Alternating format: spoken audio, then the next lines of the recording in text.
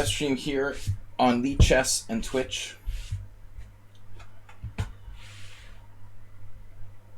Monday Blitz and Rapid stream. Good to have you back, Troll. Troll and Schieberspieler challenging 5+3 casual. Chess 960. You have a clone, Troll. You look what you did. You started a trend with the Chess 960 now. Now there's cloning Chess 960 challenges. My mouse is a little funny. Let me check my lag. Yesterday we had a mouse freeze. Lag. What is it? What's happening here? Your challenges are covering my... Where's my profile? Did the challenges move or something? Alright. Where is my profile? Where's my lag? Ping 71. The server never has any lag. Is that possible?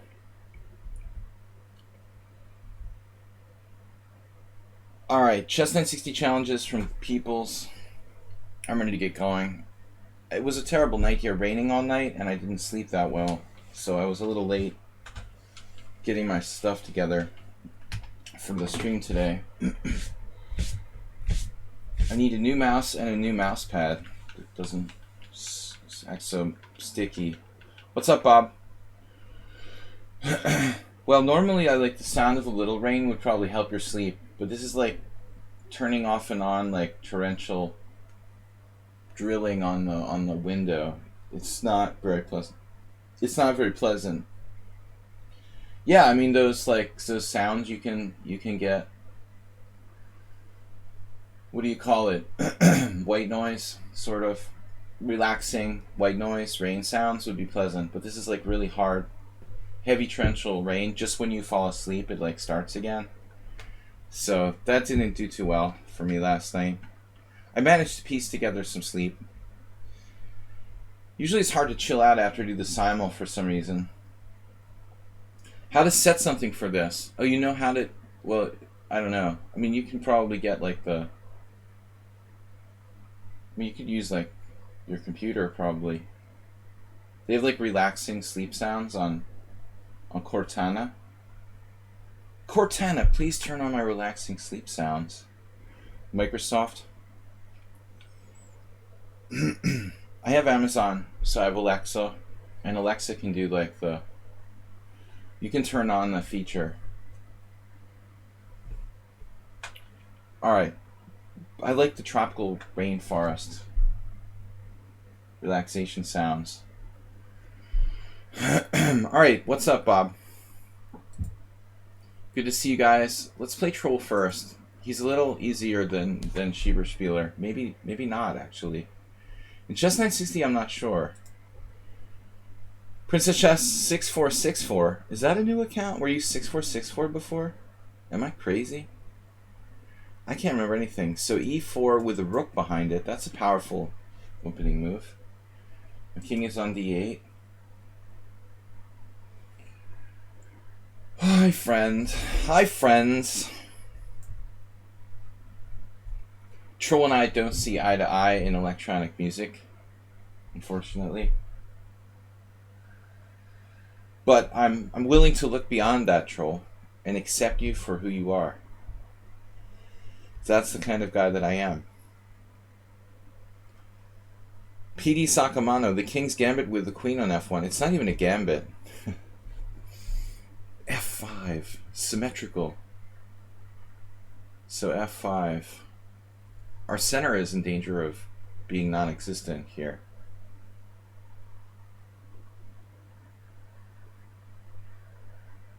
You changed names. Yep. Lost our password again. Had to change our name. There's probably people out there like Bob probably has 200 Twitch accounts so far. Alright guys, I'm just still... Chess 960 is even worse than playing normal chess to start the morning. I don't know where I am here. But the center is vital. I don't know, guys. What do I do? Guys? Girls? People? Where's my center? No responsibility. They're mostly Brittany accounts, yeah. I figured. So G5, G3 is going to break my center really pretty harshly. But actually his D4 is hanging, so things are not so simple. D4 pawn might be somewhat important, I think. Giving us time to get this thing unraveled. I forgot I'm playing Troll and Roll. I was thinking I was playing Schieberspieler. I can't remember who I'm playing, what my name is, what your name is. Torrential rains just didn't let me sleep really well last night. Every time I get to sleep, it started torrentially raining again. Then it would stop just in time for you to go back to sleep. And then it would start again, like an hour later. Excuses, excuses. So, D6. White's plan is to play G3 or H4, try to break up my pawn chain. Our plan is to develop and destroy. I like that. Develop and destroy.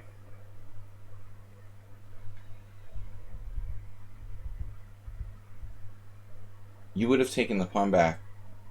This D4 can't be me. Oh, seriously? Well, then it's not a gambit.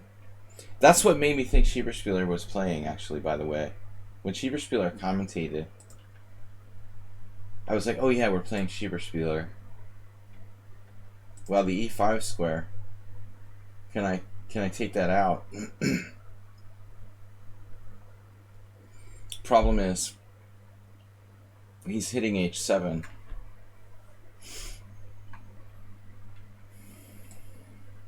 I don't know, his position looks kind of shaky and overextended to me. Rickety. Rickety indeed. Now F6 might be a better break than D6. D6 will break up my king's position. Maybe I need to do it though. I do need to get this out. Queen to G7. I think that's a good move. King's gambit. So, Schieberspieler, when does your tournament start? This Friday as well? When did you say?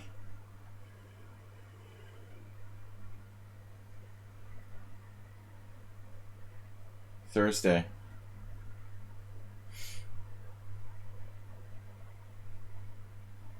It's weird to start a tournament on a Thursday. That wouldn't happen in the good old USA. Very rarely. I ever remember a tournament starting on a Thursday. So it's a public holiday here. See, like in America, we never have holidays on Thursday. That's weird. Weird for me, but who am I to say? Hungary has a lot of holidays. If you like holidays, this is the place to live. It seems like way more than the United States. Man, I don't really like giving up my center. Maybe it's not more. It just seems like it is.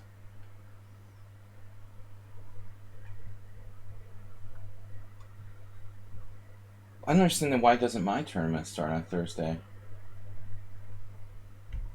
That's weird. If your tournament starts on Thursday, why wouldn't they have my tournament start on a Thursday? What's the holiday on Thursday? I don't know. I haven't memorized. Even that, I can't even speak Hungarian after living here for the better part of 14 years. I mean, theoretically I can, but I'm pretty bad. It's a long weekend, right? Well, a long weekend, yeah, that's a very long weekend.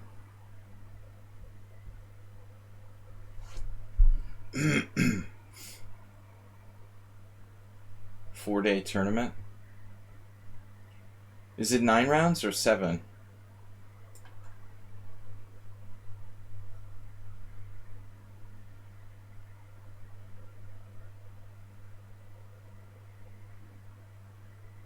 I remember I remember some tournaments in the United States way back in the day when I first started playing where there was occasionally like 3 rounds in one day.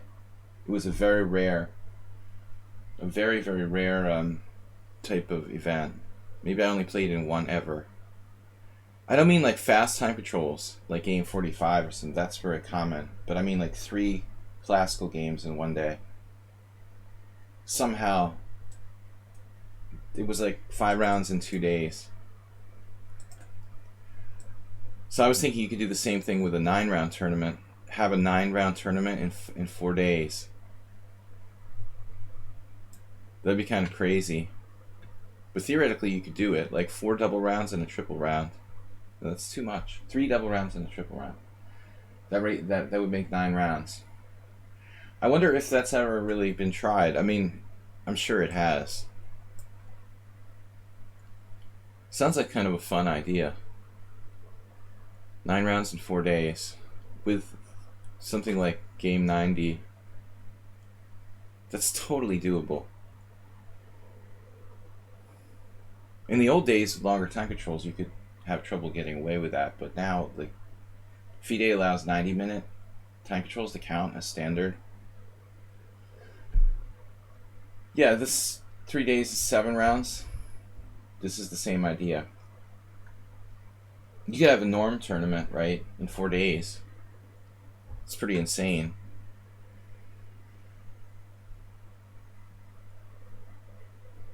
Troll on a roll. I don't like that bishop move you just played.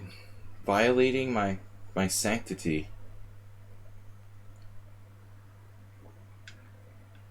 Enough is enough.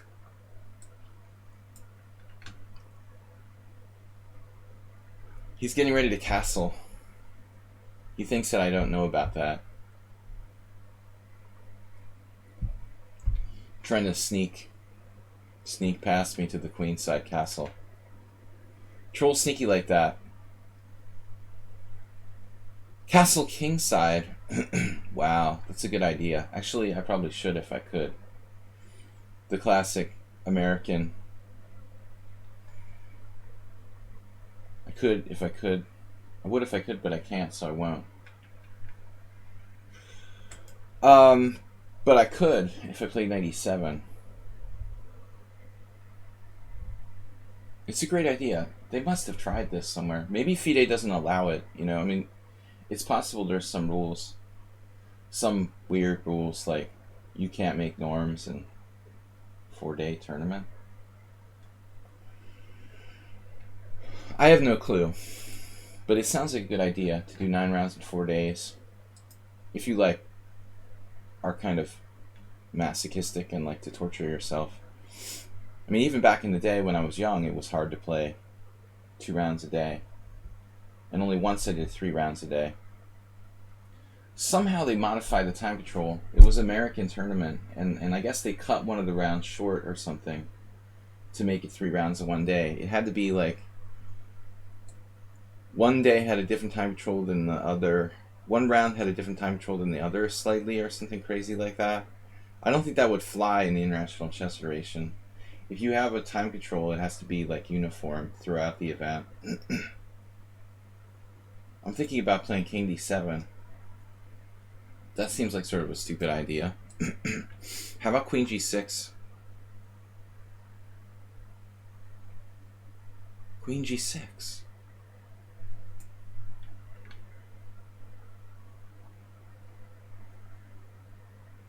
Just trade queens.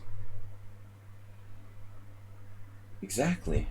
We're thinking alike. I'm a peaceful kind of guy. I just want to trade queens.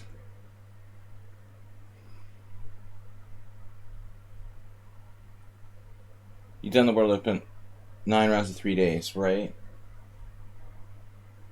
Right. Yeah, I mean, with the fast schedule, they have those schedules, but they would always make separate rules for, like, the open section.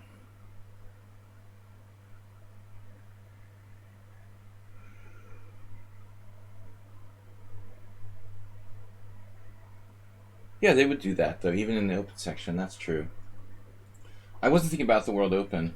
Of course, that wouldn't count for, like, FIDE. The fast games in the World Open tournament, you know, they wouldn't count for like norms or something like that. They just count USCF rated. Good defense by Troll there. He found a way to defend himself, and now he's ready to castle. My king is still exposed,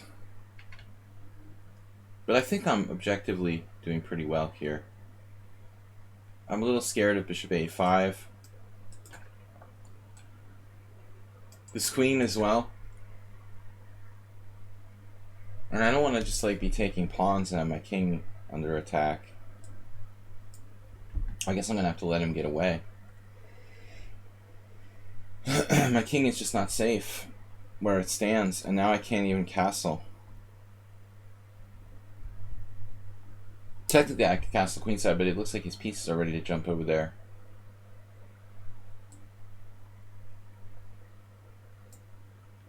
I can't. Yeah, here we go. So I just dropped a piece. Well, not exactly.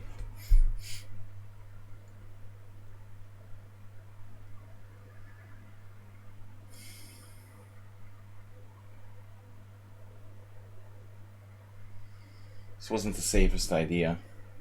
I can do just take back on f3. I'm good. ed5, cd5. I mean ed6, cd6. The cdc. Everything is okay.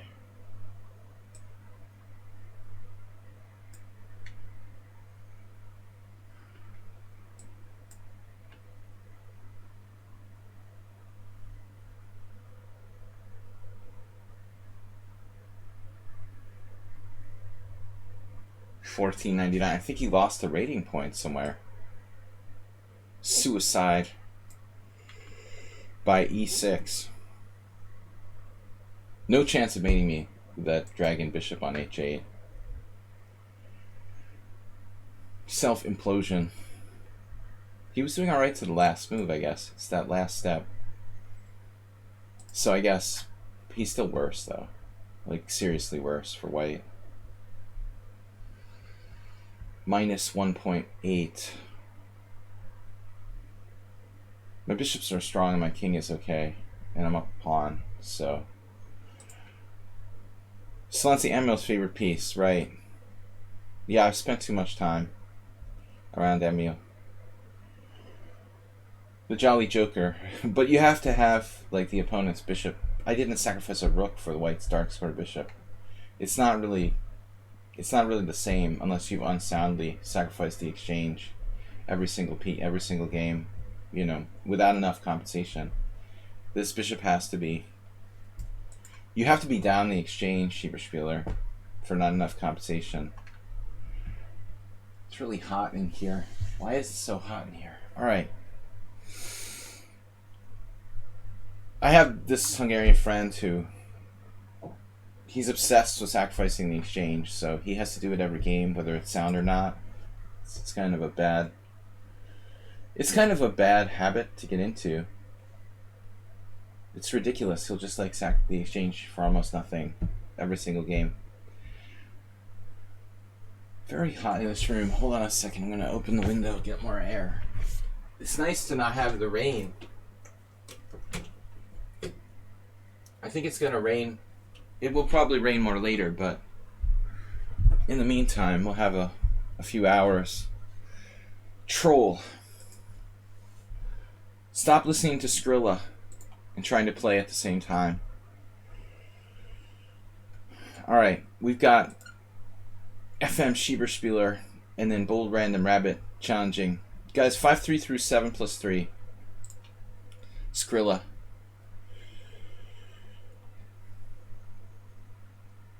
Look at Troll's English. To whom? The master. Excellent. Schieberspieler. Conclusion, always stream in the morning. What is that? Why, Warnaki? Because what is the conclusion? Why is that a conclusion? I'm only half awake. actually. And now I've got to face Schieberspieler. I missed something. Alright, d4. Maybe we can play the London system. Modified London system. Oh, no torrential rain. Well, we get rain all the time. It doesn't seem to matter if it's morning, afternoon, or night. Middle of the night. Have you noticed the pattern? Like it's raining less in the morning? Maybe you're right. It has mostly been my evening or afternoon streams that have been bombarded with torrential rain. I guess theoretically. I never really thought about it, to be honest. It's not that common for it to rain in the middle of the night either, but it's been doing that. But I think it's global warming. But it's the thing, I don't like spending the summer here in Budapest. I can't remember. It was the last time I spent the summer in Budapest, it was 2010. And I do not remember what the weather was like. But every other summer I've spent at least like 2 months or a month in the United States. And I miss it. I like the weather there in the Northeast better than here. It's been G5, man.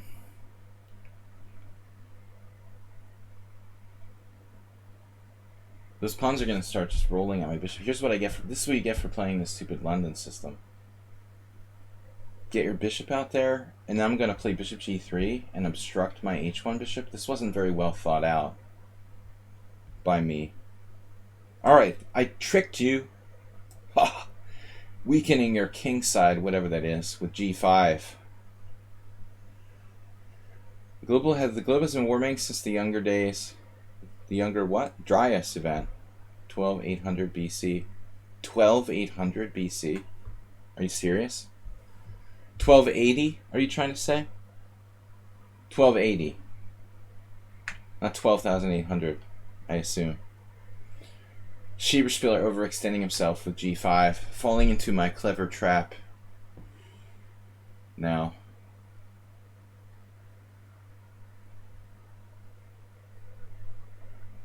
This looks like a reasonable move, though. 12,800 BC, wow. Bob knows all.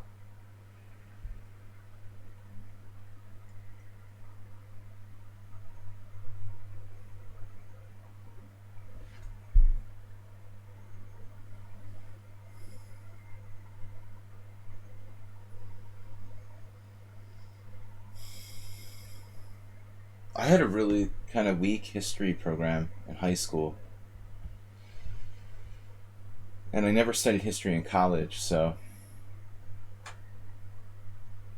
I don't know when ice ages, the exact dates of ice ages occurred.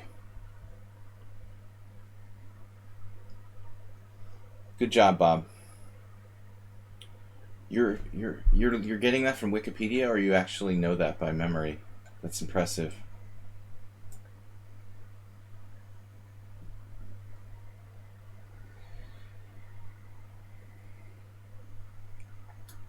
All right.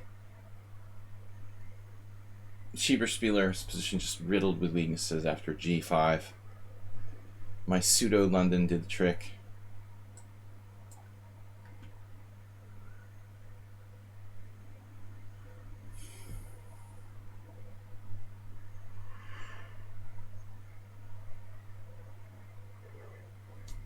The Jolly Joker. Not so funny anymore. I guess we could play e4 and undermine his center, or attempt to do so. Bishop d6 looks like a smart move, actually. How about f4? Weakening some squares in my position as well. I don't know. Schieberspieler is likely to... He's likely to take advantage of that somehow.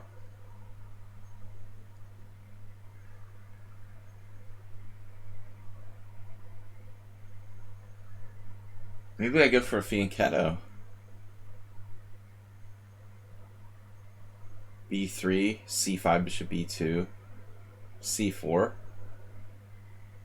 I'm a little concerned that my knight is going to get driven away.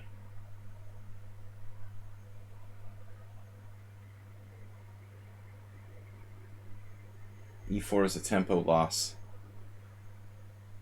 But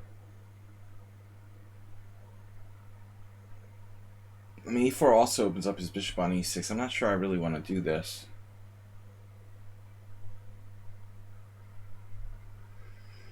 Do you really want to do this? Losing on time.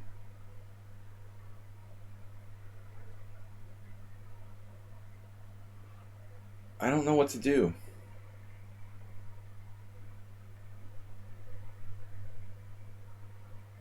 Opening up his bishop, opening up his pieces for him. He took instantaneously. So knight C5, F5, G4 isn't a good idea. Knight E6, knight E6, Queen D5.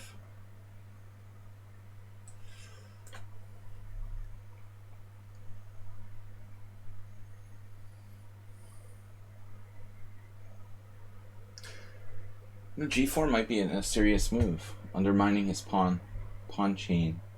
The pawn chain, H2, I was thinking about H2 pawn. The pawn chain. Play dead, roll over.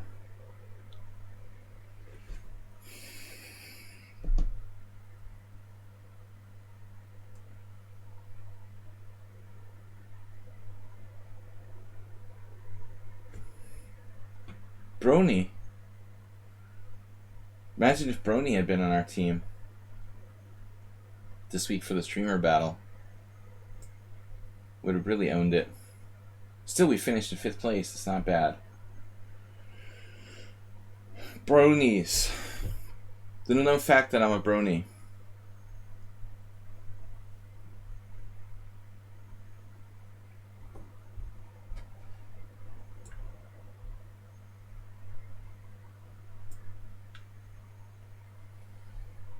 Oh no. You're not even kidding about that. That's gonna ruin everything.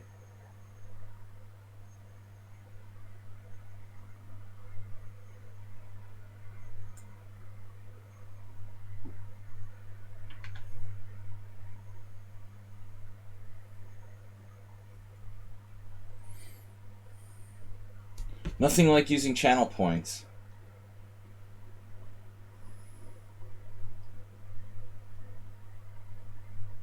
Says Warnaki. Symmetrical pawn structure.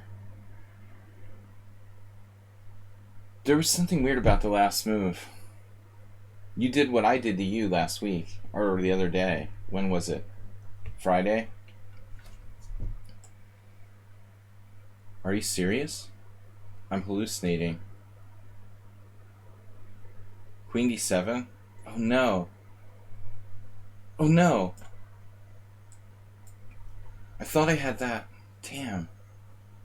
I thought I had knight F5, but he has Queen D7 at the end. That's so sick. What? I have Queen takes. I have knight E7 check. King E, Queen E7, Queen B7 check. Jeez. It worked. Oh man. Wait, knight F5, Queen B4. Knight F5, Queen B4. That was his plan. And then knight E7 check.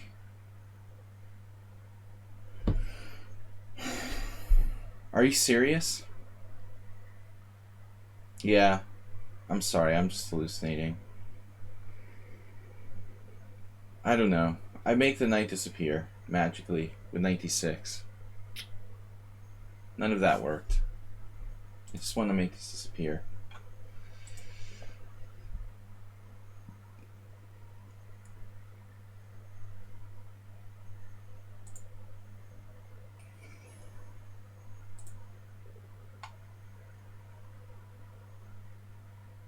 Bob with his masculinity.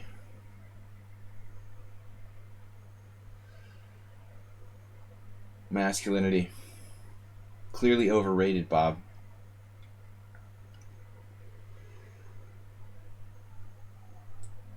What am I doing? A3.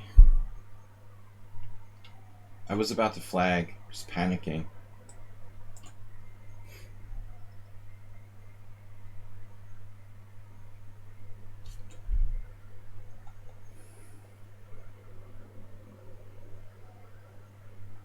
Now I'm going to complain about like too much sunlight. I'm getting blinded. It's either torrential rain or blinding sunlight.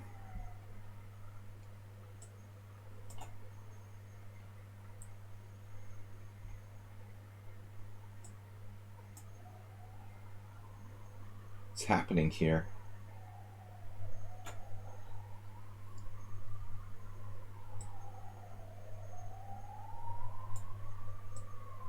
I'm gonna flag, man. God.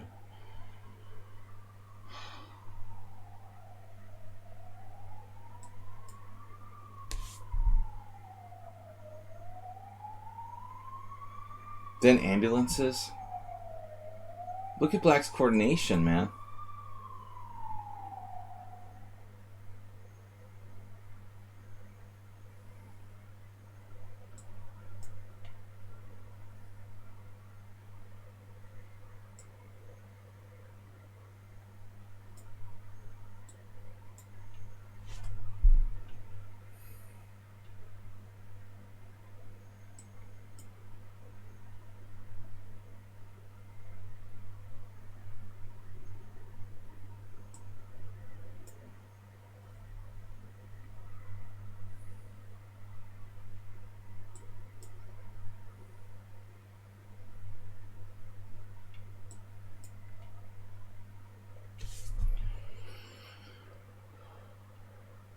Need for speed.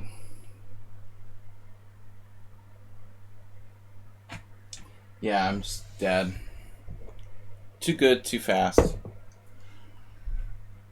Alright, now it's too bright in here. Damn it.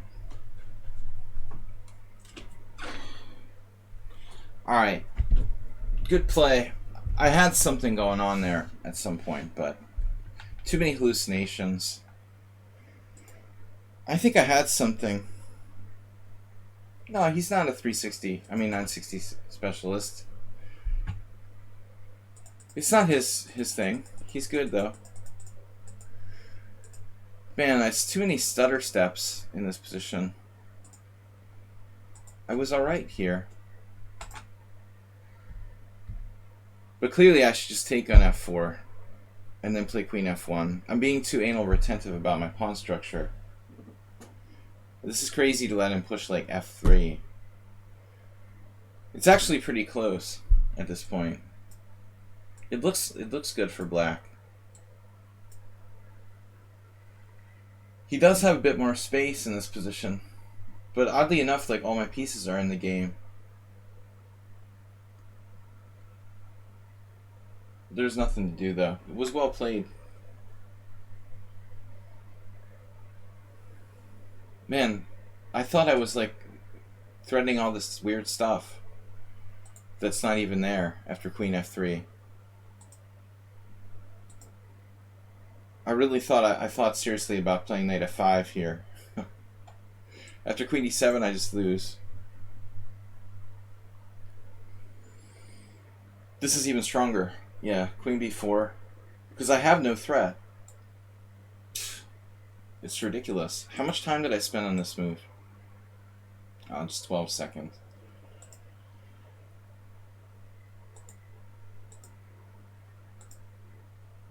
Yeah, he's like 7 accuracies, 2 mistakes. 46 CPL in chess 960. That's not bad. Not bad, man. Alright, good game. Queen d7's no good. I have knight c5. Duh. Well, you could just take on f3. But I guess that's not a big deal. Alright guys, no more chess 960. No more hate mail. Just straight up chess challenges. This was good, but my head hurts. Chess 960 is just much more likely to make most people, including myself, especially myself, hallucinate. All kinds of weird stuff. I thought I was threatening knight f5 and knight e7 check, and as Schieberspieler pointed out, like, the knight is on e4. In my mind, I was like making the knight disappear. Like, I looked at knight d6 check at first, and then I started to just like pretend the knight wasn't there anymore.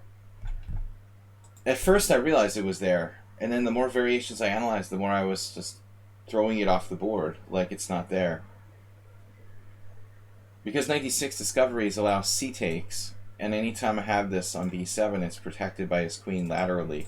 Like, the d7 queen protects, or he can take with a knight on d6 and protect b7. So there's like two different ways to guard b7 if I try to drop my knight with check. Yeah, it's ridiculous. I guess the more you play chess 960, the more you get used to it, but I'm still... My biggest problem usually, Schieberspieler, is the pieces on the back rank. Thinking like my queen is on its normal square, or thinking like piece X is on its normal square. Usually once I get them off the back rank, I know where they are and what they do. Alright, Dracofire, Bold Random Rabbit. Casual challenges, guys. Well, I haven't been playing chess 960 lately. I used to play a lot of games of Troll every week, or, you know, they added up over the period of 3 years since I've been streaming. But I don't try to play much. But I have played more than you. That's true. Yeah, hallucinating in normal chess. I'm still not awake. Didn't sleep well last night. We had a good simul yesterday. And a good team battle. Team battle, we did well, 5th place. I thought pretty well, considering we don't have any name brands on our team. And I'm not a big fan of Queen d8, but alright. It's not that bad. It's kind of like playing the Rubinstein French or something. So, I don't know the theory here enough. We had a large raid by Bubacik. Wow. Whoa. 91 players. Incredible Bubacik. Christopher Repka from Slovakia. Thank you for the raid. What's up? Wow.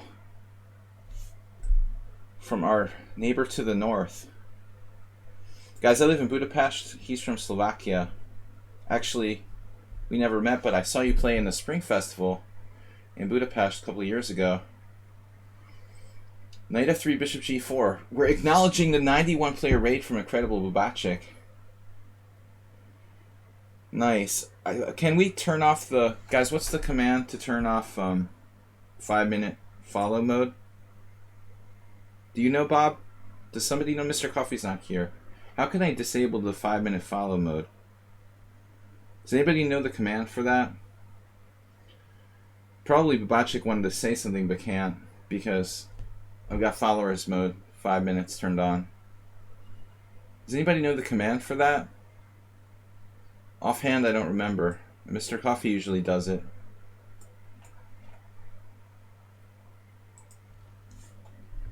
Anyway, if you're trying to say something,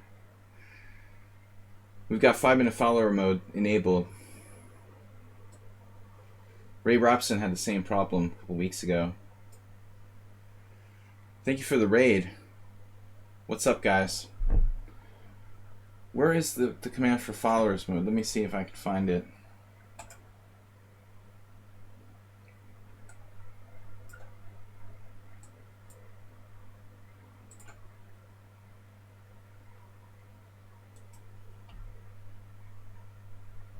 So we're still streaming, but my Twitch is really, really slow. I tried to refresh Twitch and it's just going crazy. This is actually a bad position for me. I don't know what I'm doing. I don't like this. It feels like white has nothing here, and I have no answer to this pin. I guess we'll have to play g4, but bishop e3. I'm not sure if that was necessary. It was a great stream. We tried for 2700, but landed closer to 2660. So, nice rating.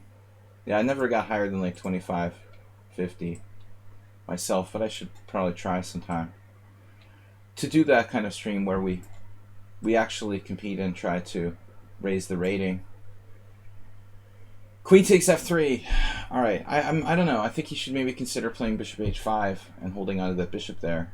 I'm not sure, but to me this is like a French Rubinstein Fort Knox variation, like bishop c6 takes f3. This kind of position is solid for black, but not very promising in terms of any dynamic chances. Thank you, Babachik, for the raid. Good to see you streaming here on lichess. Central Europe is strong. Central Eastern Europe is strong, streaming on lichess.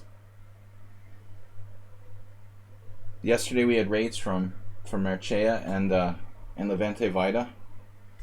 You got up to 2695, Schieberspieler. That's solid, man. I don't think I've been higher than 2550 or so. But if I'm not making excuses. I mean, I'm not a GM, but I mean, I was a decent Blitz player at my peak. I think I could probably get to 2600 if I really push it. But I would have to make like a really hardcore effort. Now, it's gotten a little tougher. I would say like a year or two ago, the ratings were much, much weaker. And then since there have been more stronger players lately, it seems like there's been rating like deflation on lichess. So it's really strong now. Like 2650 is really, really strong. Whereas like say a year or two ago, probably wasn't that big a deal. That's a good performance though, to get up to 2660 for your first. I'm not going to castle queenside, am I here? Because he's got the pawn storm built in. Bishop on c4 is kind of vulnerable. I don't know. We'll play like Leiko. There's this great game that I know that was a French Leiko Sarawan. Play like Leiko and Sarawan. Boring, but better for white. Two bishops. This is why I wouldn't want to play the system with black with queen d8. Schieberspieler likes it. I mean, honestly, this bishop is not that great. Like, the dark squared bishop in the Scandinavian French Rubinstein positions, it's not that great, but it has long-term potential. You know, kind of like, obviously, Schieberspieler, you understand this. It's kind of like a white square bishop in the King's Indian attack. It's a very good defender, and it has plus like offensive abilities, especially in the end game. But it's like a very, very long-term kind of concept. The average player probably can't really take advantage of this type of position the way that an experienced master could. You've got to really think long-term end game. But if you guys look up this game that I'm talking about, Leiko Sarawan, it was probably an Olympiad, I don't know. It was a Fort Knox French, but basically the same exact position. It happens in the Queen d8 Scandinavian. Just two bishops for nothing, and Sarawan just died. Yeah, it's hard playing stream. It's hard streaming. It's hard streaming and playing well. Yeah, I don't play that well when I stream, so it's probably 100 rating points. Talking, explaining moves. I talk too much. Yeah, this is exactly the kind of position that I'm talking about. Like long-term advantage for white. No winning chances for black, almost. That's why I don't like the queen d8. I think that black ought to play queen a5 in the Scandinavian. I don't know, that's just my opinion. I guess the most popular now is queen d6 still. It doesn't make it easy to play for white. To be honest, I don't think the Scandinavian is a great opening. But the last time I went to play e4 and my opponent played the Scandinavian, I realized like I don't know the theory very well. I actually like was afraid to play it because of my lack of theoretical knowledge. I don't really study it, so But I guess it's not that difficult to play on general principles. It's good if you like open positions for black, I suppose.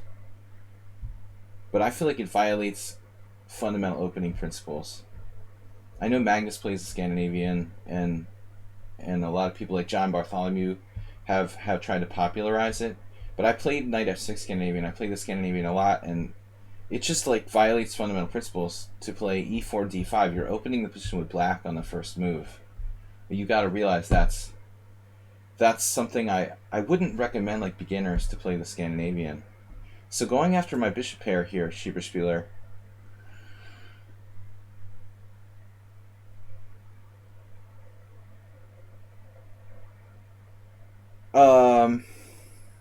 Always +1. Thank you. Thank you for the raid, guys. 91 player raid from Christopher Repka. I try to be insightful. It makes up for my lack of playing strength. But I'm going to play my first over the board tournament since the lockdown on Friday, an IM tournament. Let's see how bad I am. Yeah, but no, I mean the insight here is that the Scandinavian giving white the bishop pair, this piece long term, I don't know. We're going to try to win in an endgame. Possible there's direct attacking chances. If you look at how like sometimes Magnus would get this kind of position in the London, maybe two bishops, G3, H4, H5, try to weaken his king side. We could get a possible king side attack. He's got a good move here, knight b4.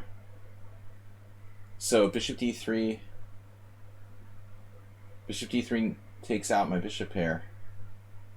Bishop e2 might be necessary to consider. Bishop b3. I'm not really happy about this. I guess we'll play bishop b3. Although he's going to get a5, a4 now. Bishop e2 really gets in the way of everything. Gets in the way of my rook. I want to get the bishop to this diagonal. Probably I could have played this. And by the way, this is a good plan by black. It's a typical Caro-Kann plan. You know, b5, put the pawns on the white squares, try to blockade on the white squares. A5, a4, a3 by white. Maybe I'll try to stop it, but I think he's made some progress here. It's a pretty good counterattack on the queen side. This is why I don't want to castle queen side. It's cooler than the London. No, I mean the Scandinavian, the London is just boring. That's why I don't like it. It's not that it's like positionally incorrect or something. I just kind of troll the London because it's just an extremely boring opening. Now what happens if a4, bishop c2, a3, b3, b4? Am I in trouble? If that's the case, then I'm gonna have to play like a4 now or something. Yeah, a5. Well, a5 is an awesome move. It is an awesome move. Good game by Dracofire. I mean, he's playing, I think, as actively as you can. In the situation, you know, strong knight on d5, I can't get rid of it. So I feel like I made some sort of mistake earlier, perhaps. Perhaps rook d1 wasn't necessary. Maybe I should have played c3 first. That way I could have retreated my bishop to d3 and not had that problem. This probably made a big difference. Having to waste my time putting my bishop on b3 where it's a target for those pawns. If I had played that instead. b4 is surprising. Not really what I expected here. But I guess it's not a bad move. It looks like it weakens his white squares a little bit. I'm not really sure. I guess I like to see b4. I was more concerned about a4. But still, it's a game. I'm not really sure which way to play this.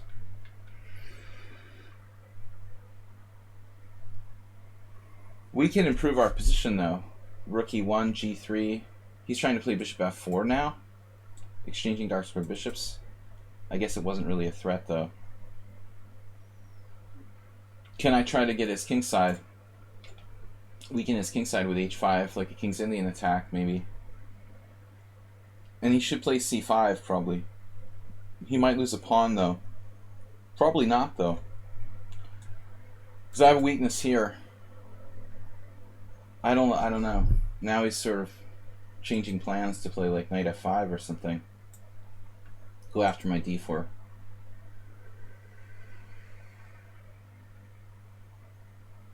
Alright, well this looks good for me. We got the two bishops, it's kind of opened up. His a5 pawn is possibly weak. Still no clear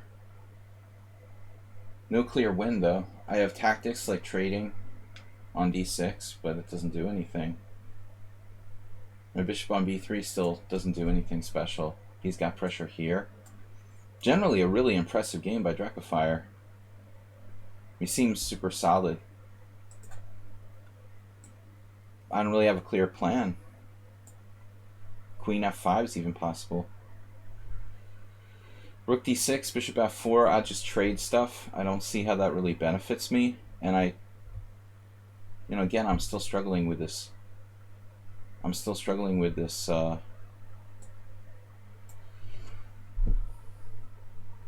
With this questionable bishop. Impressive game by black.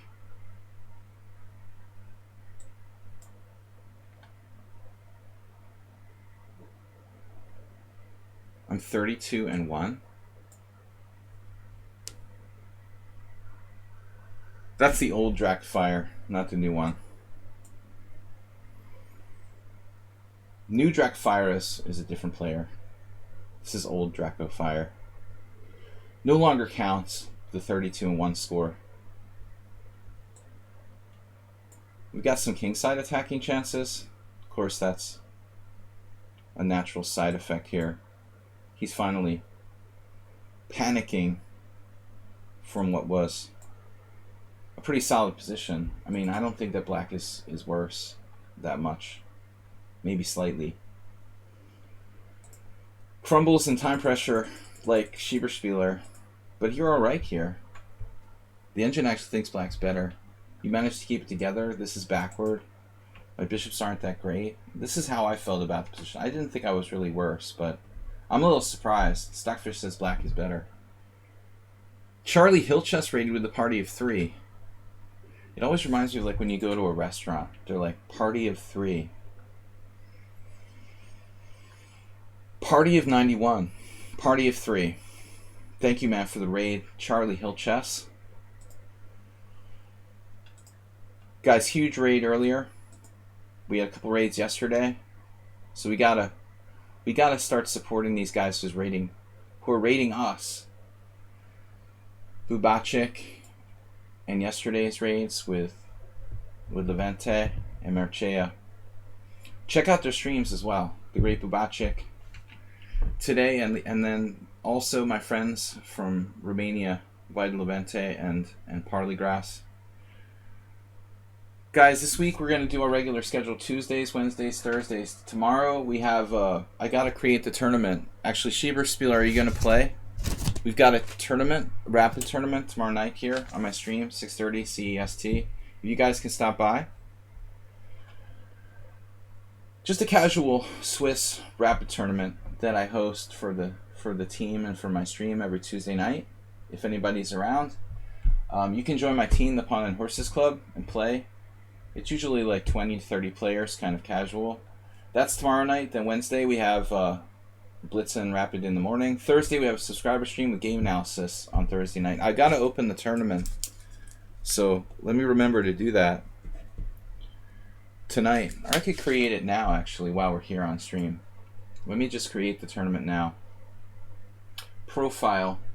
Now let's not. I'm going to create it later. Let's play while we have time. I won't bore you with that academic stuff. But anyway, good game by Drakefire. But that game kind of showed the typical concepts that are in play in those Scandinavians. I think it's like a very strategic sort of position. Black is solid. It's closely related to the Caro-Kann Rubinstein French. The bishop pair, like, isn't that easy to use because the dark square bishop. What I'm trying to say is white's dark square bishop, in those structures you have pawns primarily on dark squares, so your dark square bishop isn't all that great. It's not like just two bishops automatically a huge advantage for white.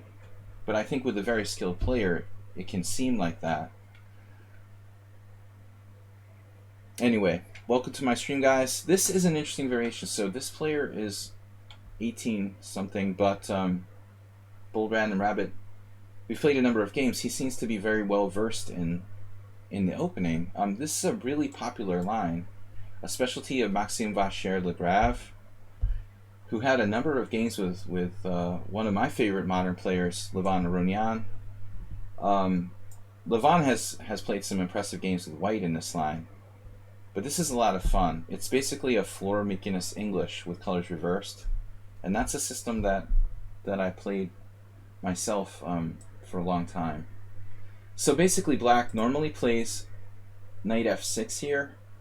There's been a newer idea with f5, but other moves aren't so good. You really don't have that many options here. g6 probably not quite as good as the normal moves there. I'm going to open the center, and then there's going to be some issues here. I had a very strange game with Konstantin Chernyshov where he did something ridiculous like d6 against me.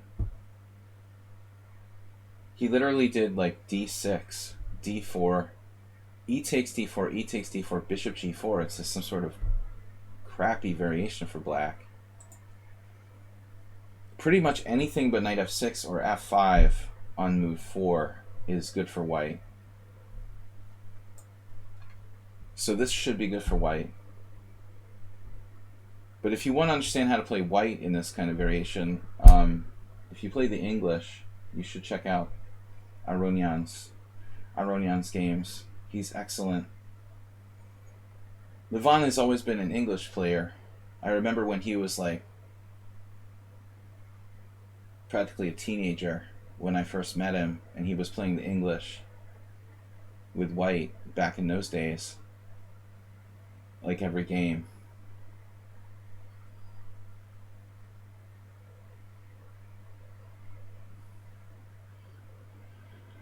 So I was thinking here if we can do something fun like knight to d5, if we can try for something more dynamic than the automatic recapture. Probably the capture is correct though.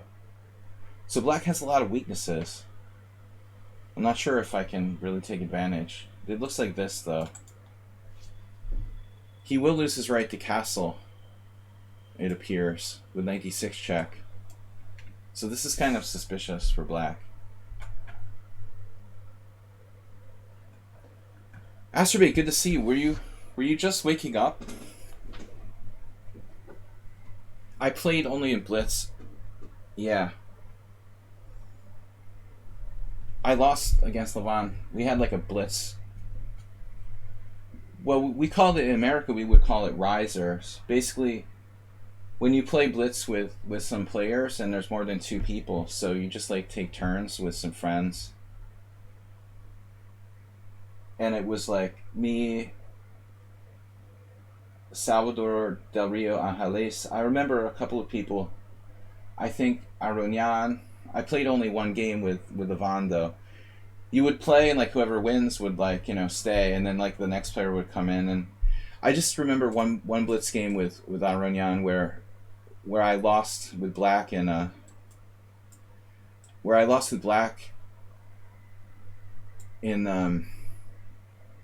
in a hyper-accelerated dragon. That's the only game I can recall. So I think we only played once. I'm not sure if I ever played him like online. I don't recall. Bishop e5. That's hard to believe that Black has time for that move. So I guess we go check. It's not such a bad move though. I mean, I guess I can play f4 there. Probably he shouldn't take this. Which means he probably shouldn't even bother to play bishop e5. I think the Black king might end up on f8. Maybe he just has to live with that. Because here, I don't like Black's position. Too many dark square weaknesses. You know, there's no chance of getting mated directly, but I think the long-term problem for Black here, it doesn't really matter if you trade the queens or not. It's not going to save you. So, I don't like the way he played this. Even though he trades queens, I think his position is still strategically like shot.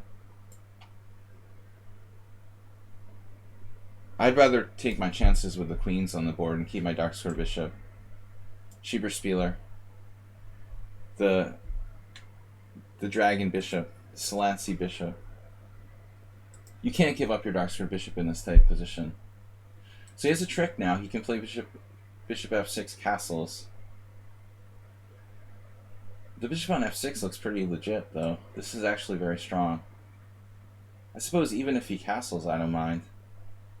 I don't want bishop e3, like knight f5, I was thinking. That's terrible. You have to castle there. Golden opportunity to castle.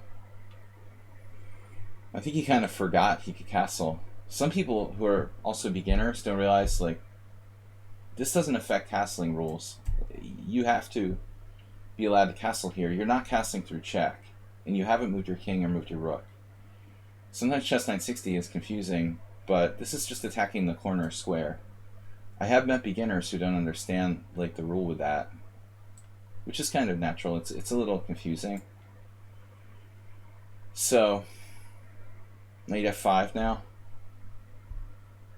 Controlling d6. This is a funny position. But you see the problem with black's position on the dark squares. Maybe I can't put him away. Bishop e5 is interesting.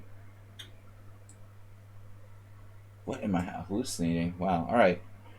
Weird hallucination. Bishop e5 is interesting.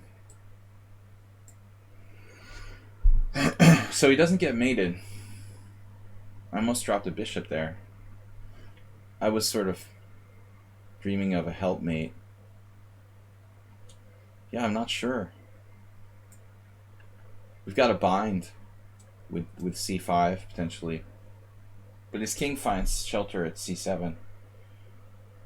I almost feel like I should have gone for the pawn with bishop g7, bishop h6, which I could have done previously. I feel like I wasted time here. Another idea is like g3, bishop g2, to try to exercise pressure on that diagonal. And white should be winning here, but it's not like that simple to force the win. I suppose if he plays king c7, he can survive for a while, is what I'm saying.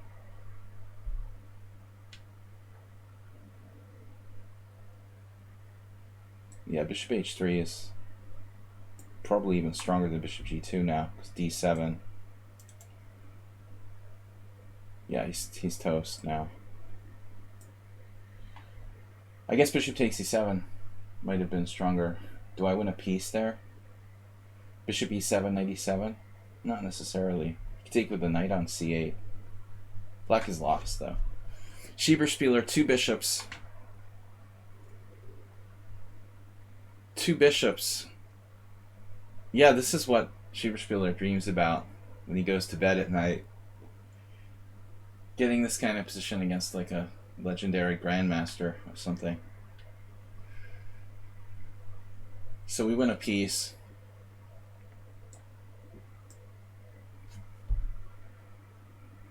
Schieberspieler, Anand.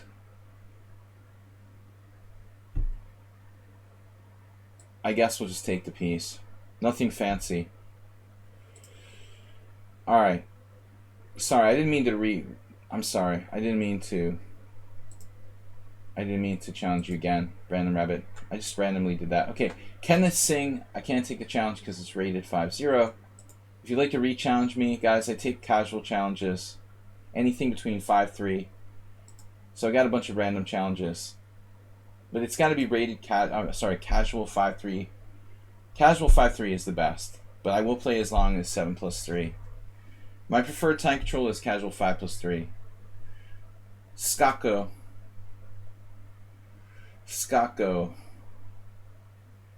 Yeah, as Bubachik pointed out, that's not easy for me to say. Bubachik pointed out, it's hard to play when you're it's hard to play when you're commenting, and your strength goes down. So I don't prefer to play rated. The Grande Zuniga variation. This is something of like, what's the word I'm looking for?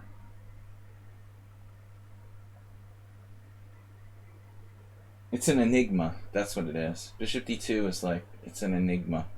This was played by Aliakin, by Capablanca, and then modern players like Grande. I mean, it's funny. It looks like a really lame move for white, but it's not that bad.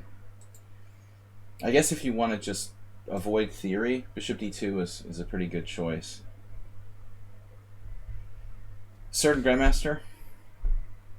Well, I have to say, like, I also used to be much like Schieberspieler in terms of my opinion about two bishops, and I'll be honest, I think I won more games because of two bishops than any other single strategic concept.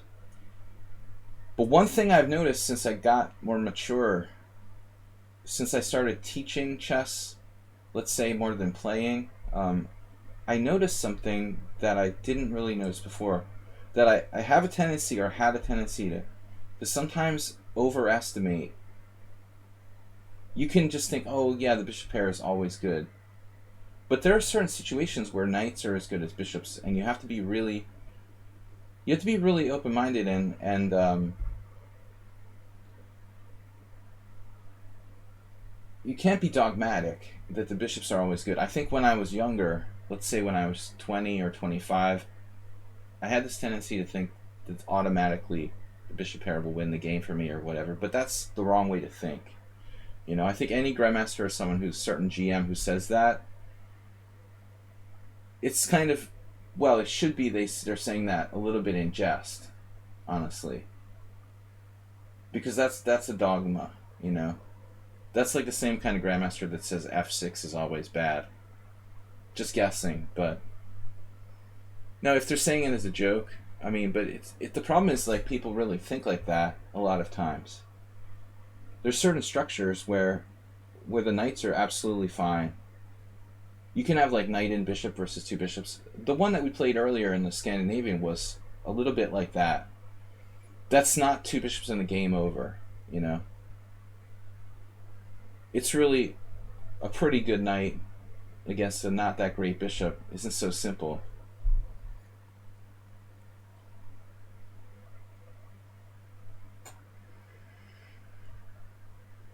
Yes, a3 looks like a good idea. So if bishop a5, knight b5, is that a thing? I think I can play bishop a5 here. I want to play something dynamic. But I'm out of book now. I don't know if I've ever faced anyone who played g3 in this exact position before. Seems like a reasonable move, though. So he takes. So what does this mean? Taking on c5, I mean, it should be more beneficial for black than for white. We gain more control of the center. What does white get? White buys time, and potentially white has pressure down the open file, the half open file here, to compensate for the fact that black has another pawn in the center on c5. This happens in the classical Nimzo. So I have to be very aware of that frontal pressure down the middle.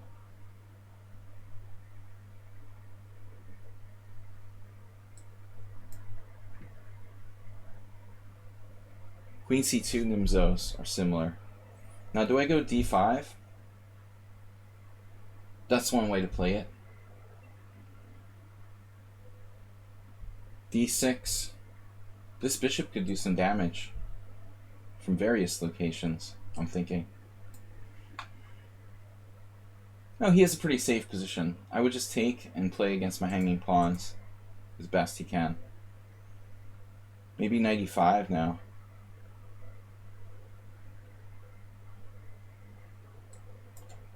Are my hanging pawns a disadvantage or an advantage here? So, pawn to rapid Swiss tomorrow. Schieberspieler will create the tournament.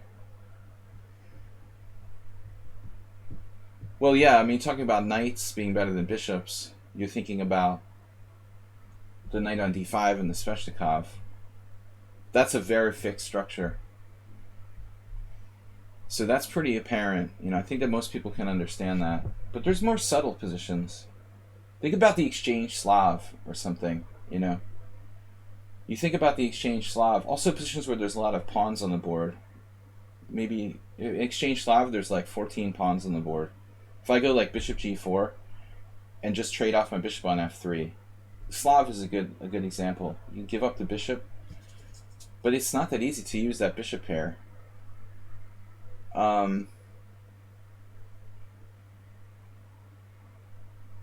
Right. So should I take on c3?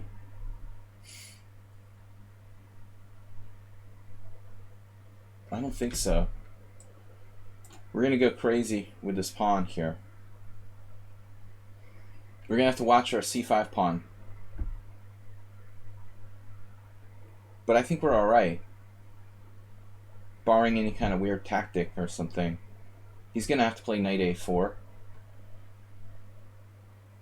I mean, maybe white can play some cool move like b4. Knight a4, knight bd7, b4, breaking up my pawn chain. Black should be active enough here. But I'm not sure I'm better. I didn't really like playing d4, honestly. I didn't want to give up my bishop with bishop takes c3. I was hoping for something more tense. I could play bishop takes c3 and just like damage his pawn structure, I guess. It's not very exciting. Here, knight a4. I thought knight a4, knight on bd7, b4, breaking up my center. But it's probably like only equal.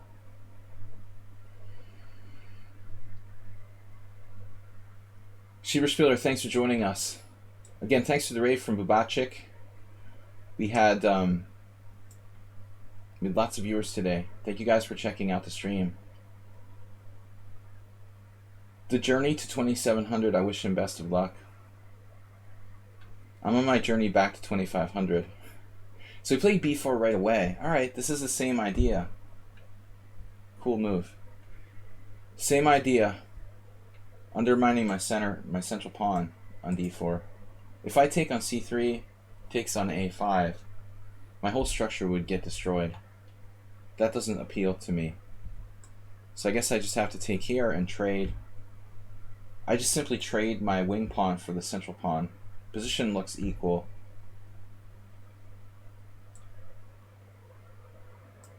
I mean, equal but not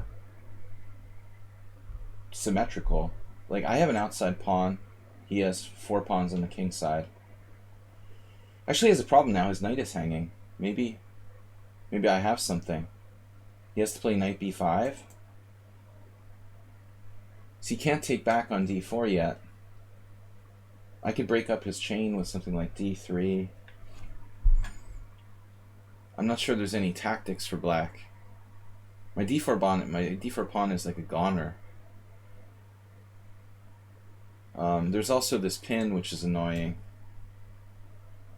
Warnaki, thanks for the donation. Asterbait 100 bits and Warnaki donated 50. Thank you guys. Please subscribe to the stream if you find it instructive.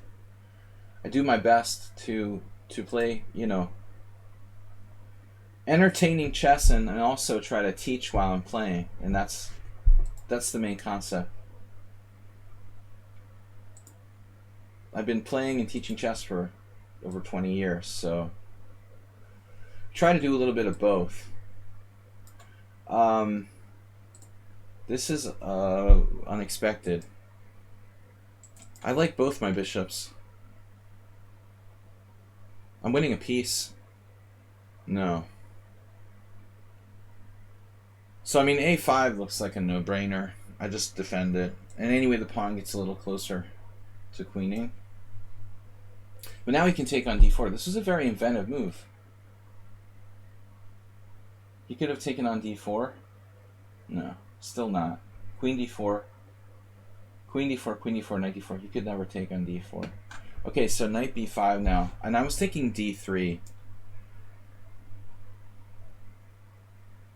It would very slightly devalue his pawn structure. On the downside, it wastes time.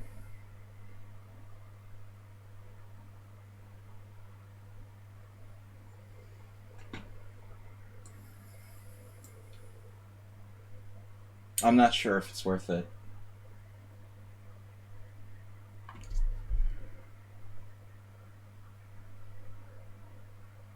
I mean, I have an outside pawn. He's got knight c7 now.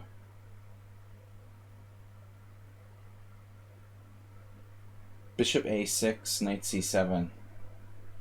Unfortunately. This is a big problem. I don't think bishop f6 may be that big a deal. I'm not going to worry about that too much. But I'm going to worry about it anyway. Alright, so this move. Normal move. We're just slightly better because of the outside pawn. For black, very small advantage. What's up, Jim?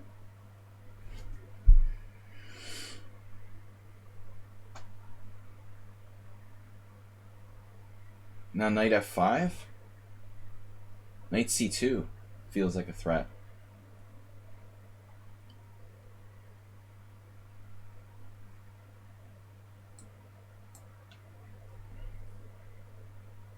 Yeah, that's what I thought. It's coming down to a blitz game.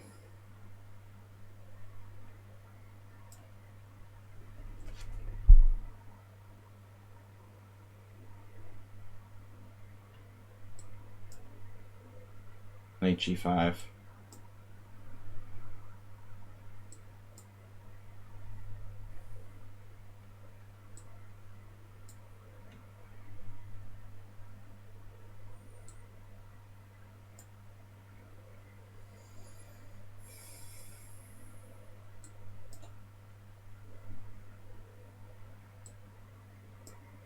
I guess I should maybe go bishop e2 there.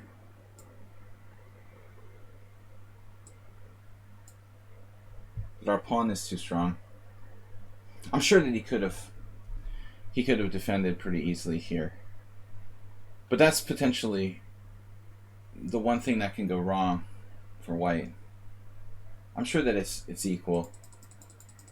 But he has to maintain the blockade. Maybe going opposite color bishops isn't great for white here. This potential is always in the air in this position. So, good game. Thank you for the battle. Troll and Roll, we already played you. Hey, it's Miro is up, a subscriber to the stream. I'm not going to take rated challenges. We've got an hour left on our stream. I've got challenges from subscribers. Hey, it's Miro and Jim. If you guys aren't subscribers, I'll take your challenges as well, but Troll, we already played you. Nice try. Javi, if you'd like to play, just challenge me to casual. Hey, it's Miro and Jim, and then Supreme Voice. Jim, thank you for the donation, sir. So let's try a little e4. I'm sorry, Troll, but I'm not going to have time for a double challenge. If there's nobody left, if we run out of challenges, I'm willing to play you a second game.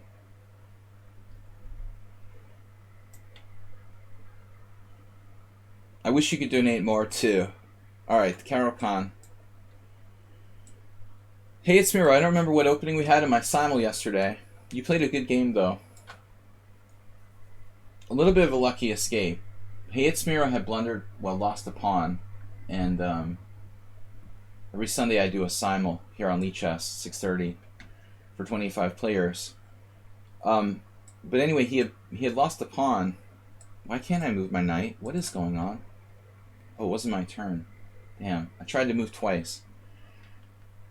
So you had a really nice tactic. Really, really nice tactic from Miro to bail himself out from a pawn down position. That was funny. And then later I made another mistake. I looked at the game yesterday. This is a good line for black. This is what I play.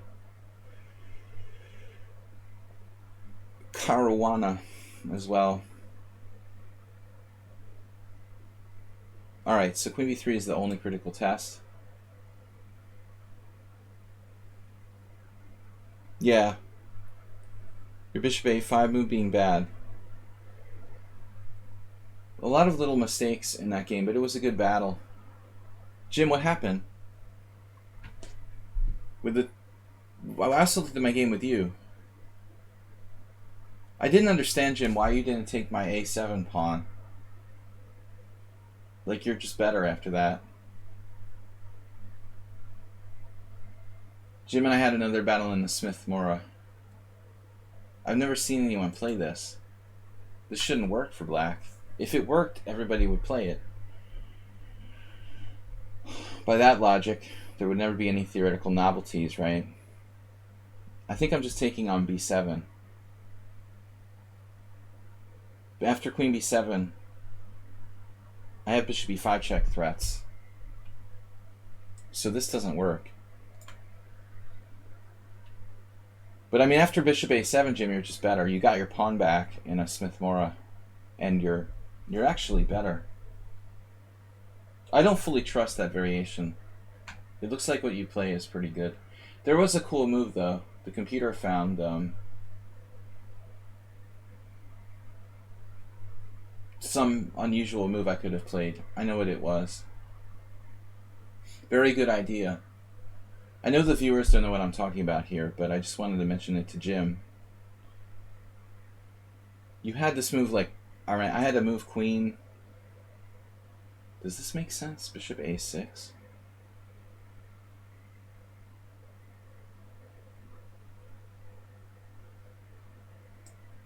Does this make sense?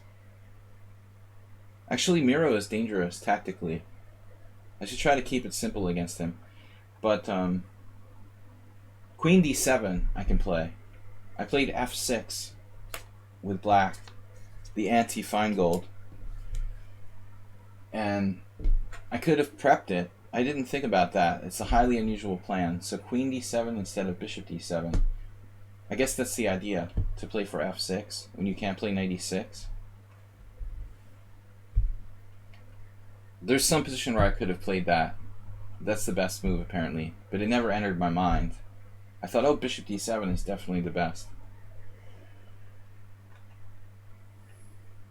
Welcome to the stream, guys. Thanks for watching.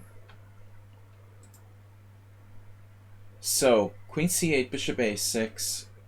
What about knight b4? Is that just bad? Probably. That can be answered rather easily. How about the other knight to b4?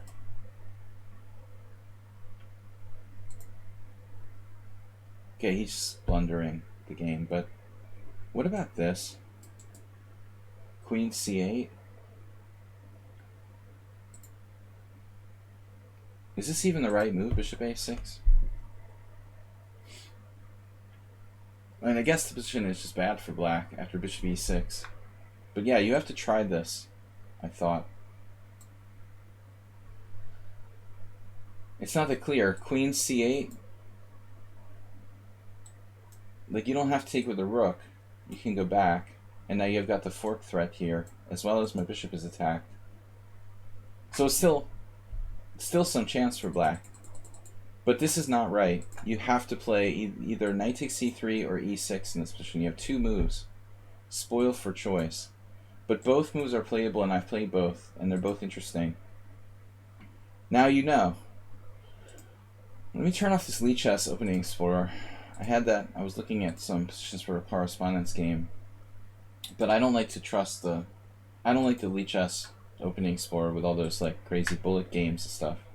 Supreme Voice, Princess Chess and Jim are subscribers to the stream, so we're gonna take their challenges first. But don't worry, I've still got an hour left. Last Monday I left the stream early, but this week we're good to go till 1:30. A little short of oxygen. Queen's Gambit against Jim.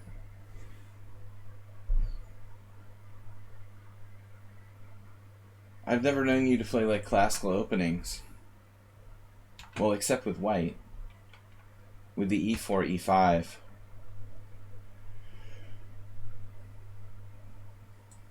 What do we got here from Jim?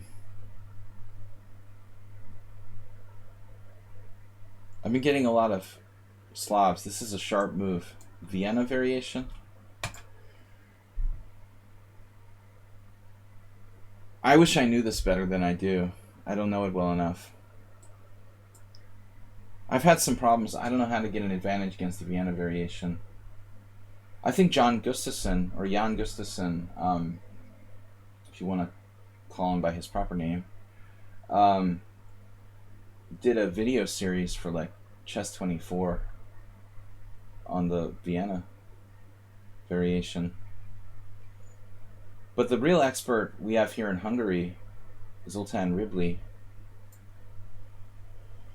played this opening a lot for black with really good, insane, deep theoretical knowledge.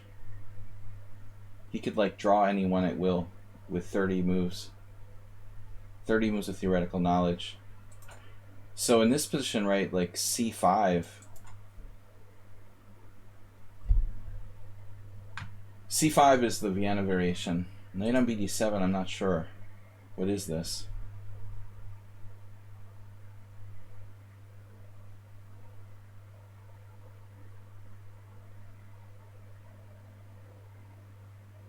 I don't think I've ever had anyone play knight on bd7 against me.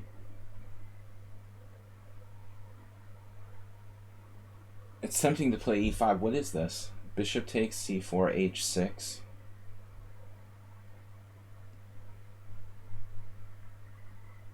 Should I take on c4? You got some kind of hybrid going on here.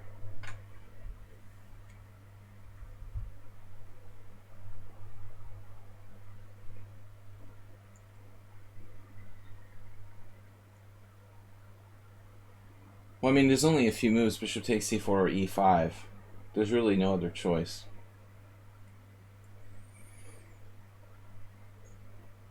e5. Okay, black has to play h6. Then we do what? Take on f6, take on g5, take on g7. Rook g8. And then, do I have something there? That doesn't look so clear. e5, h6, bishop h4, g5. I'm not sure what that is. It doesn't look clear to me. I'm not sure if I like that for white. I actually don't know what the hell this is.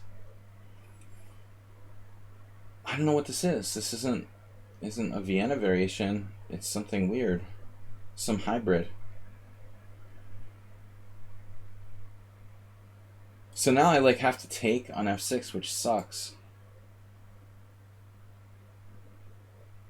Give up my bishop, but it's costly to give up the bishop. It is a matter of time, though. We save time.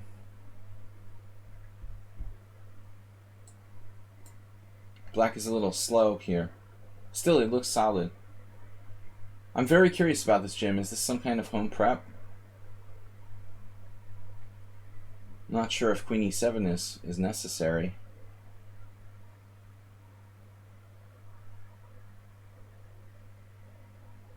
That looks kind of passive, but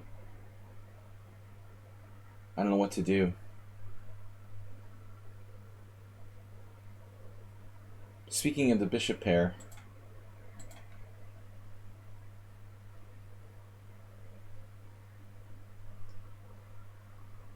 I really don't know, what we've got.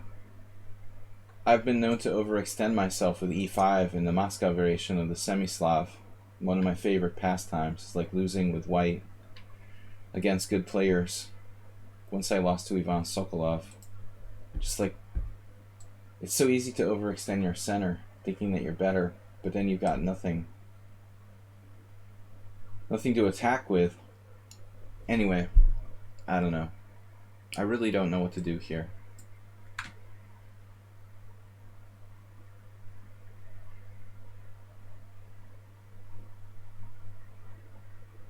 It's like a slightly passive Queen's Gambit for black, but I've given on my dark square bishop. It's one less piece to attack with.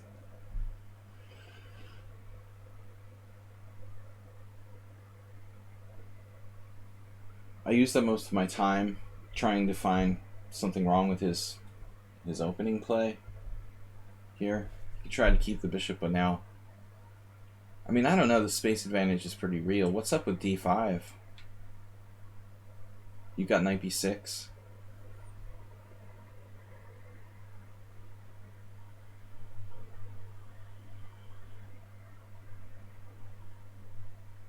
I play this a little impulsively. Probably not the best idea when you're lower on time. Knight b6 is the usual trick. Bishop b3. But his king is still stuck in the center, and I'm threatening to break up his pawn chain. So, like, bc, cd, ed. But it looks like it's better for white.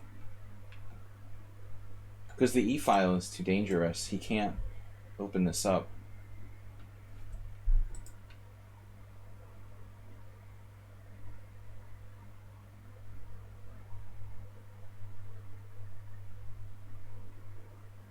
Like, for example, e5 there. Just hypothetically, if he plays e5, I can take on c6 and have a slight structural advantage, but is it really a big deal? Is that such a big deal?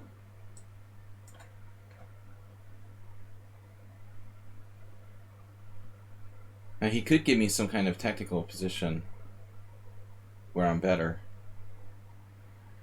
Bishop c3, rook c3, knight d5, bishop d5, pawn d5. Do I take on d5? Then it's like nothing for white. I can play rook e3, bishop e6, queen a4 check. And I have like very good compensation for my sacrificed pawn, I guess. I don't know. Do I? This is maniacal, man. What are you doing?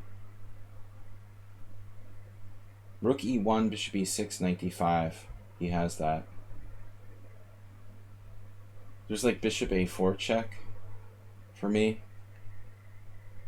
Or I could just take back on d5. If I take back on d5, maybe I get nothing. So we want to try for more. I mean, this is one move. Maybe it's a mistake. It's so hard to choose though, and I'm down to 27 seconds.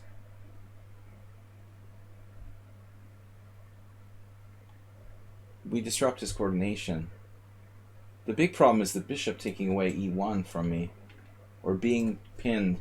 If I play rook e1, I'll be pinning my own knight, potentially on c3. That's fine. Now bishop g4.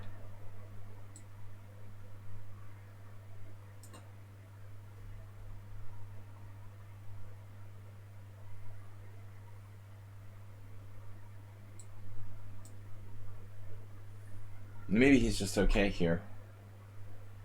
So his king is a little screwed up, but the rest of his position is good.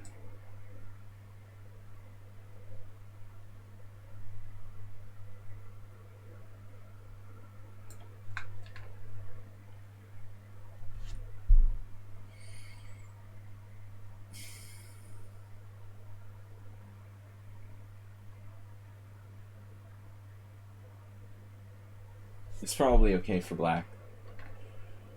I really shouldn't trade queens.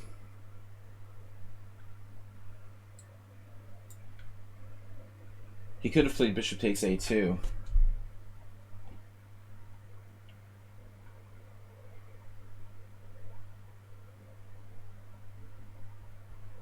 But now I'm driving him to d6, which is a good square. I have nothing. Black is like fully okay. So his rook is on h8. It's not the end of the world. That's the surprising move. Wow. I'm like trying to trap the exchange, trap my own exchange. Very tricky move, bishop c5. I expected bishop d6. This is probably better. It's not really tricky, just obvious. Pretty obvious move. Great game by black. He doesn't care about that rook. It's only temporary. The queens come off, he has a better ending. I just have knight versus bishop. Pretty impressive game by black.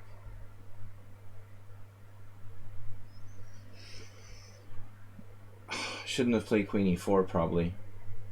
I'm just promoting this exchange of queens, which I really didn't want. Where to go? Maybe h5? d4? Maybe d4 would have been better. It would have stopped bishop c5. d4 was probably better. Hitting a6. Now I'm just making like random moves. This is actually a very dubious square.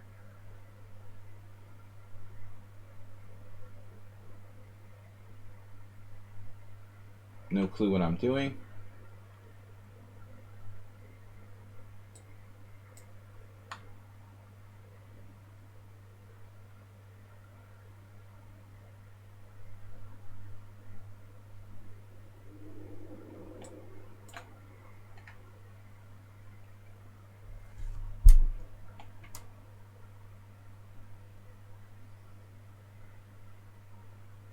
Black's managed to coordinate really well.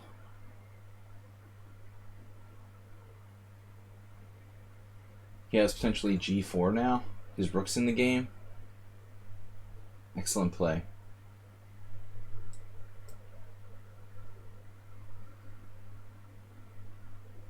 Maybe I should have played bishop f5. I don't know.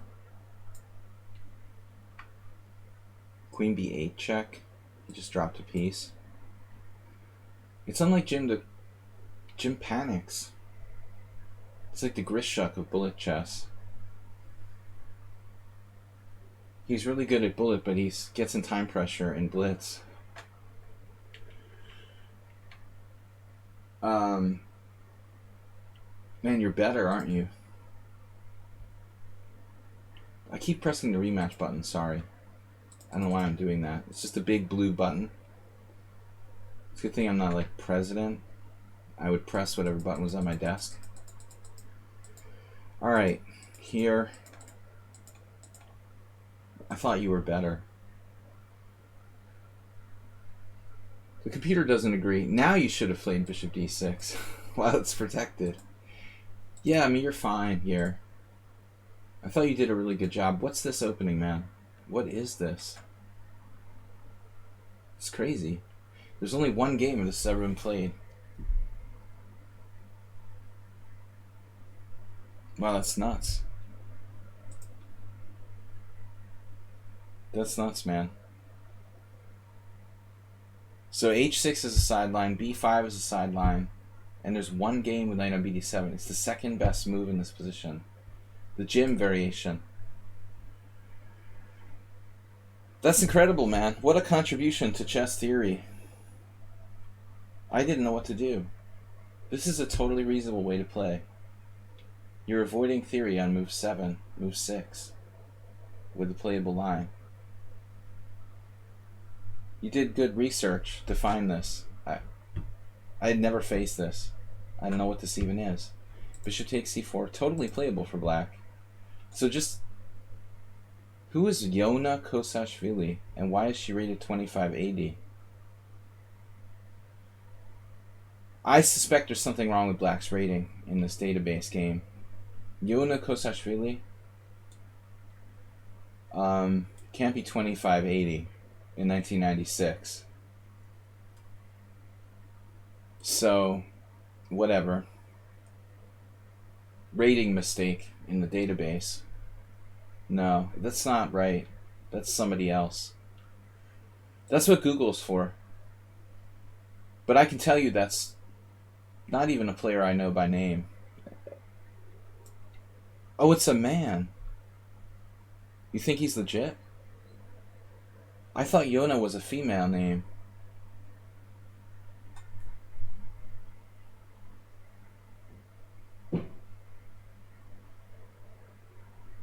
You're thinking of Kashashvili, man. Are you sure this is a male? I know it's from Georgia. But I know who Kashashvili is. But Yona? Really? I mean, normally Georgian women have names that end in A. That's weird.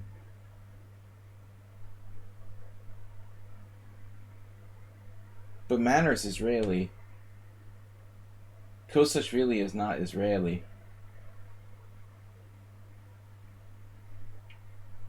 I'm still suspicious. Professor, what? Seriously? This guy was 2580? In 1996? I mean, we're not talking about like 2015. We're talking about 1996 when like it wasn't that easy to be 2580. Wow. So he must live in Israel. He must be some really inactive player. He really like farmed those points and held on to them. Yeah. That's weird. I thought it was like a rating mistake. 1996, not easy to be 2580 like it is today. 2580 is like falling out of bed today. But back in 1996, that was 25, what was it, 60? It was pretty serious rating back in the day.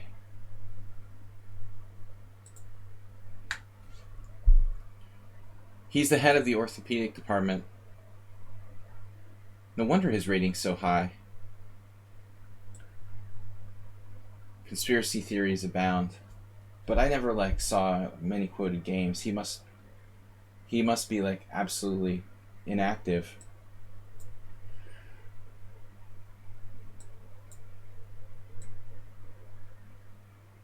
Georgian Israeli. That's weird. Alright, D3. Oh no, the closed Sicilian. So he's down to 2531. I literally never saw like any games by that player.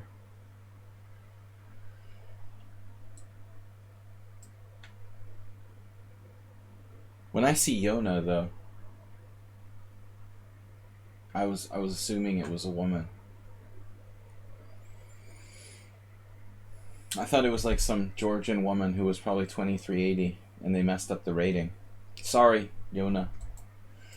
My apologies for not believing in you.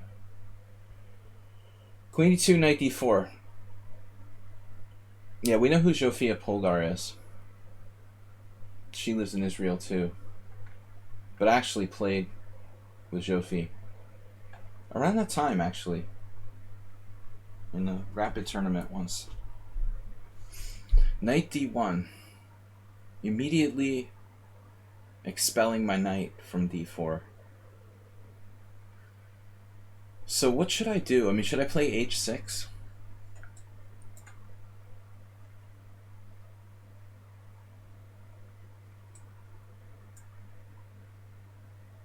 Oh, you're serious? It's Zsofia's husband's... Oh, Zsofia's husband. Gets weirder and weirder.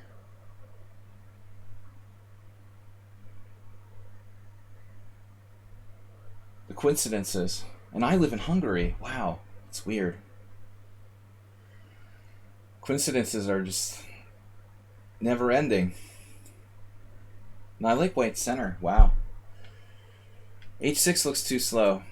I'm gonna bet that's not the best move here for black. White has the massive center. I hate this kind of position. Closed. Yeah, I never knew much about Zsofia Polgar. She's not really into marketing. Much like myself. The least marketing of her brand of the Polgar sisters. She seems very quiet and she was very sportsmanlike. But I only played her one rapid game in New York around 1994. I lost. I don't even remember what opening it was. Alright. So, tactical player with strategic position. Princess Chess is excellent in tactics, but she's stuck playing like this closed game. She doesn't seem half bad strategically either. But I'm just saying, my point is that tactical players should prefer open positions. I've been beating this dead horse for a while. Play the reverse Princess chess should play like the reverse Scandinavian. This is a mistake. For my generation, yeah, but again, like, obviously this guy is a doctor, so that's why I don't know who he is, you know? He's not a full-time chess player. Not really a professional chess player if you're, like, head of orthopedics at some hospital, you know? That's precisely why I never heard of him. Because he's not a professional chess player. He's some strong player who, you know, decided to do something else with his life. I probably heard the name, but never really thought about it. White's making pretty random moves here.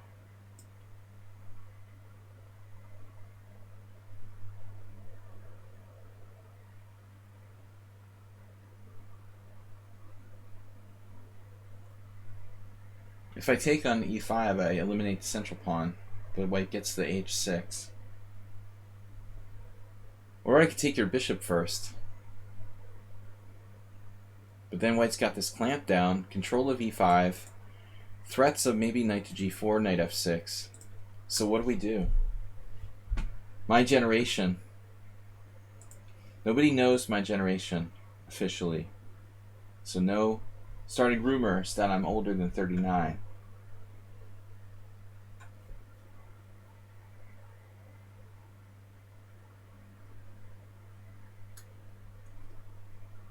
You know that I'm always 39. Surely Yona is older than me. Knight takes e5, queen e3. I mean, knight e3, queen e3 is bad. I'm convinced of that. I don't like that. These huge squares for the knight. The computer will probably laugh at me. Knight e3, queen e3, castles, and black is better. Something. Actually, you could play it. But taking the pawn in e5, it's a very important pawn. But I am going to not be able to castle now, for whatever that's worth. Because that is important, right?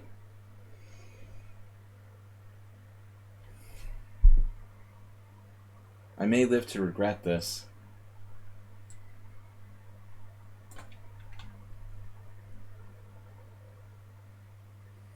I mean, rook e1 and white has very strong open lines. Or that move. Damn. That move is not nice. That is not nice, dude. Do that. I'm about to get crushed.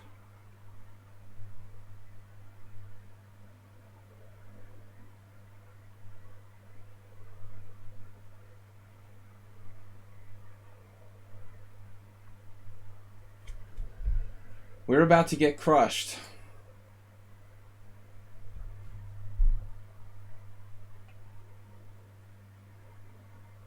Forcing off the long diagonal.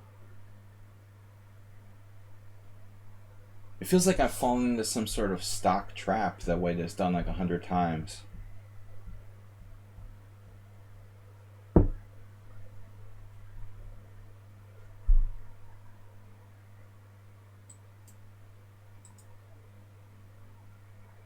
Why do I feel like I fell into a stock trap? Bishop g3. No.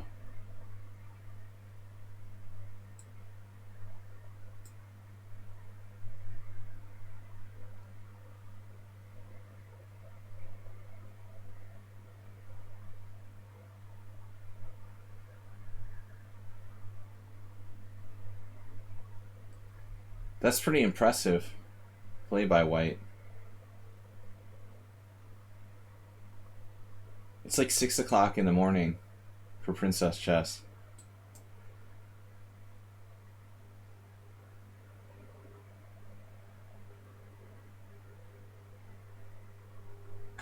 I have no moves.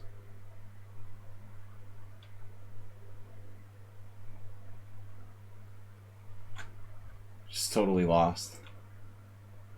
Check this out.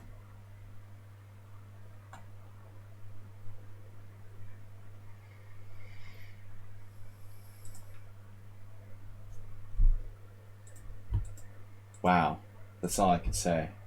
That's impressive. It looks like white just gave up the center and then tricked me with knight e5. It's some kind of gimmick. It's unbelievable. I can't take this pawn. That's unbelievable. I should have taken the bishop and just been like slightly worse. I said the computer would go for this line.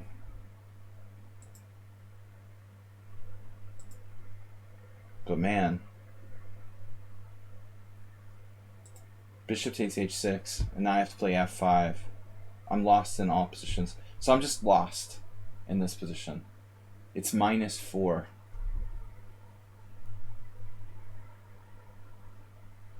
Even though it's equal material, it's -4.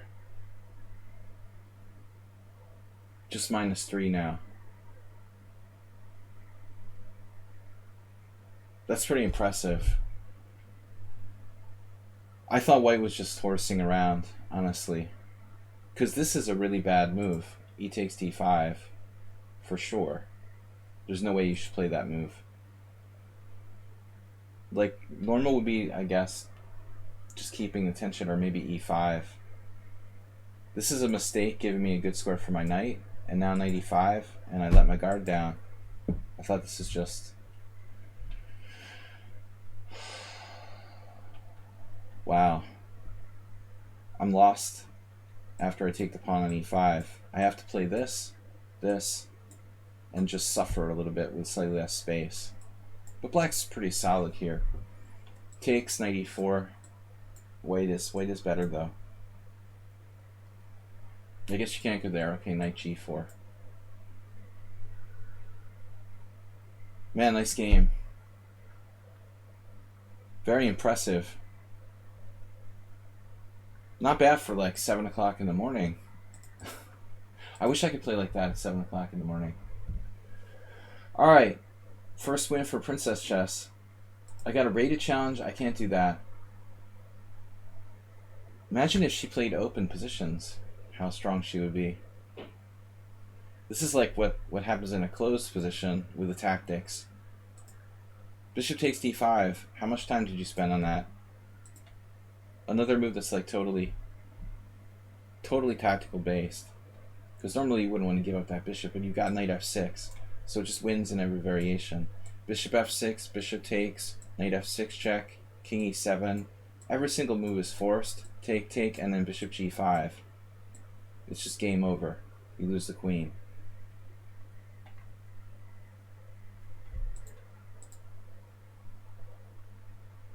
Alright. Good game. Supreme Voice. Well, now I don't really do well after I lose. I lost my self-confidence.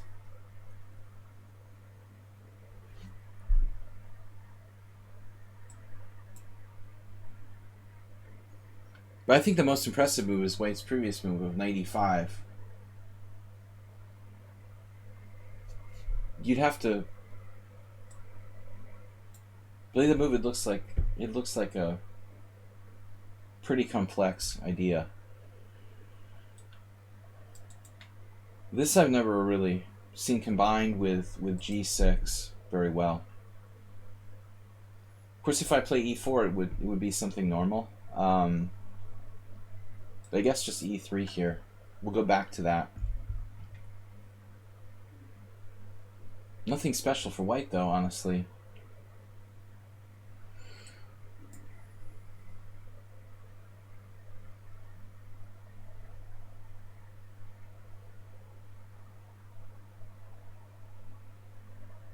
Damn, it's a good thing Bob's not here.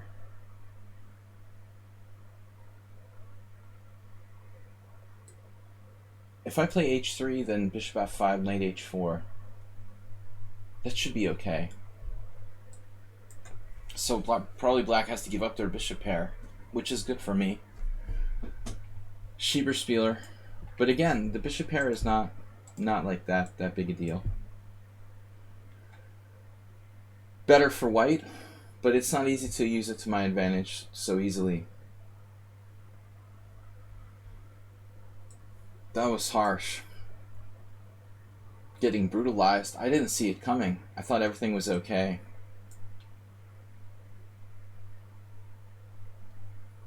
I mean, I knew it was a little risky to let you take on h6. I didn't expect to lose in like 3 moves.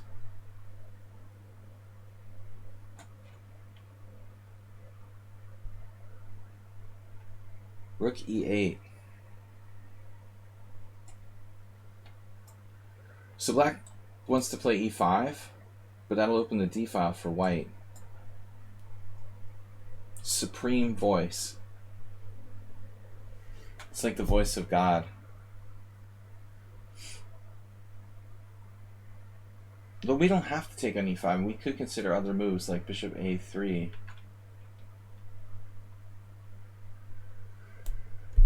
Yeah, it's worth it. Thinking about bishop a3 here. Maybe it doesn't do a lot, though. Maybe black could just play bishop f8. This, however, is going to get more complicated. Yeah, you just...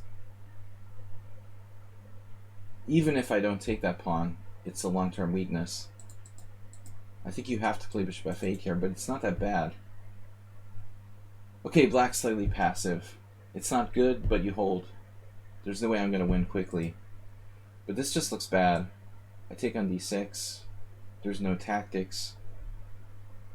And we're just better. Queen a5, bishop b2. It's better than last game. I could also just take on b7, in fact. Maybe that's worth more. May not get a second chance for that. But whatever. Anyway, we're a clear pawn up. I probably should have taken the b7 pawn. If I take the b7 pawn, I hit the rook and I wreck black's structure. This way I just took black's weak pawn, and now the rest of his position is not that bad. I get flustered after losing a bad game sometimes. I guess all of us do. But when I lose a really bad game, it's hard to recover the self-presence and the concentration. Tendency is to like lose. That's why people are streaky. You lose your self-confidence. You lose a lot, more than just one game. You know, you start losing belief in yourself and lose your concentration, get distracted. If I was concentrating and thinking clearly, I would not have taken this pawn on d6. It's the most glaring weakness. Actually, I had to. What am I talking about? My rook is hanging. See, that's totally absolute loss of concentration. I'm having hallucinations that I can play moves that I can't.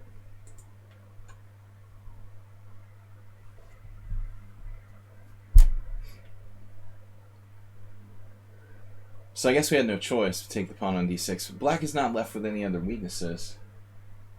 Down a pawn, the weak pawn is gone. The d5 square would be concerning.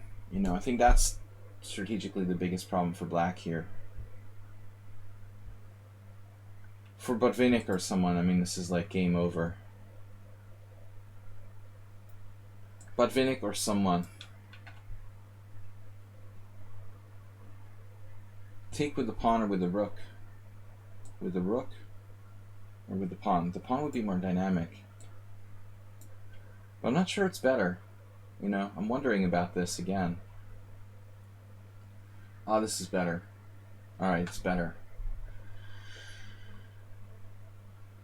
Now we're on c5. Yeah, we have double threats. And rook c7 is out. He has rook c8, I guess. Only move. But my pawn is super powered. Overpowered. Rook c8, d6. Very strong passer. Though maybe I should not advance it yet till my other central pawns can really like help support. Astrobate your chess issues tilt. You haven't been concentrating well in our simul games, Acerbate. I would think your issue is like concentration, not tilt necessarily. When you can concentrate, I think you're capable of playing like a really, really good game. But I feel like there's big variance in your level of concentration from what I've seen. I wouldn't mind sacrificing an exchange. This is a little bit of a crazy move, but I have a crazy plan.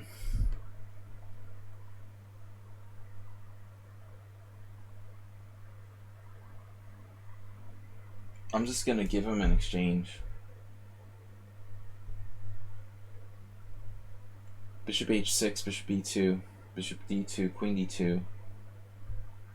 A pawn, two bishops in the rolling center for the exchange, man, and mating threats on the dark squares.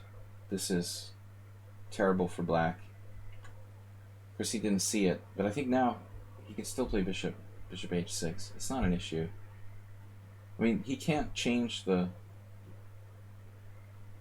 dynamic here.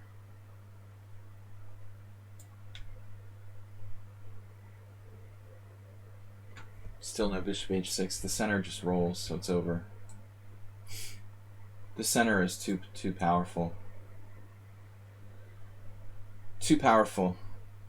Do you have a sequential process for evaluating, analyzing a position? Not really. I mean, it's highly intuitive after all the years that I've played chess. But I'm trying to become more systematic.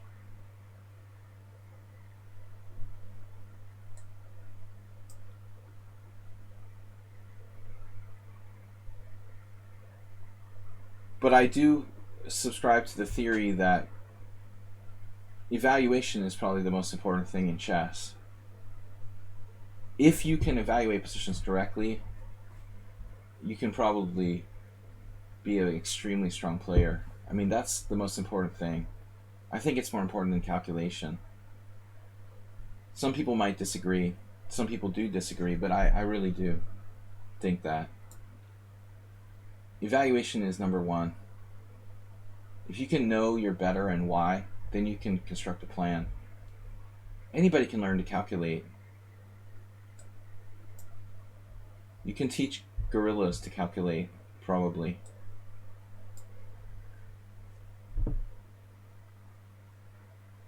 But positional chess is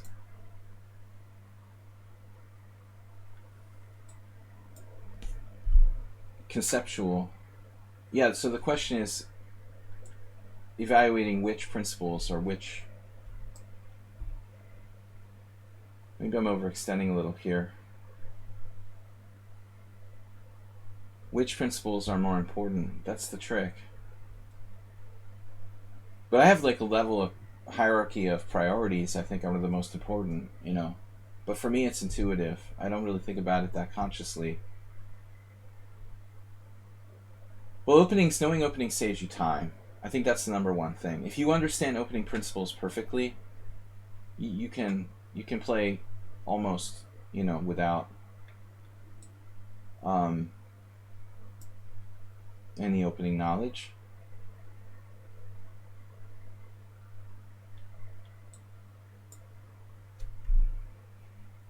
Why don't I just take the pawn?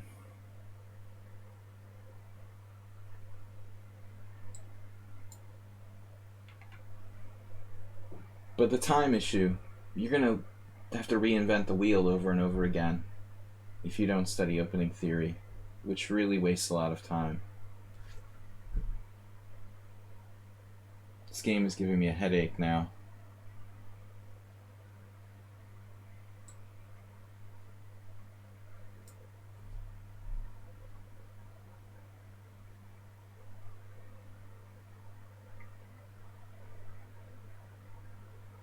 Alright, so rook f6.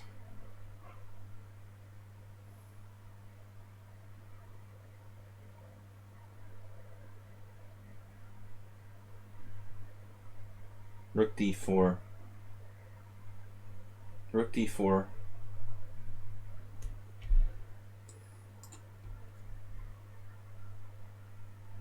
Possibly as some sort of defense there. Did black have like bishop takes f6? No.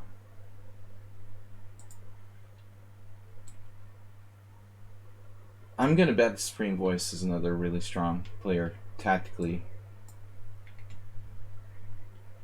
Seeing quick tactics.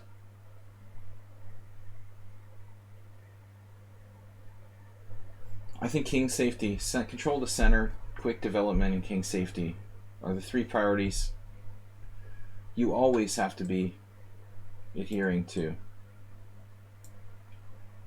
But the biggest problem is material. When we learn to play chess as kids or beginners, we're always attuned to material first and foremost, and material becomes the most overrated factor in chess. But it's obviously still important, you know. You can't... Where's the mate here?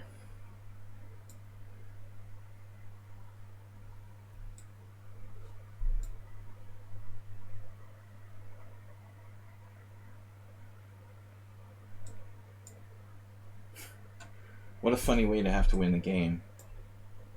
Alright. Recover from my loss, but I feel very foggy-headed tactically.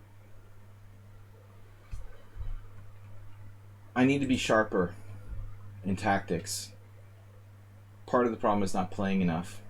I'm teaching more than playing. But I do have this brain fog going on, I don't know, since a while. Probably more exercise and training.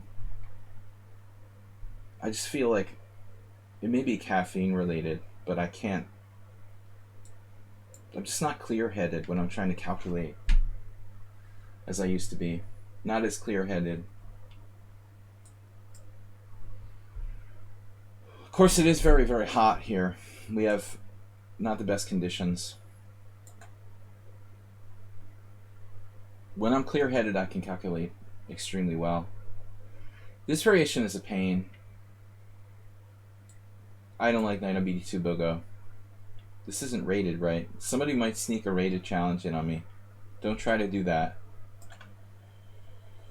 Don't worry, it'll rain again. It doesn't seem to matter. It's very, very humid and hot no matter what. I hate being in Budapest in the summer. So this is kind of a passive line.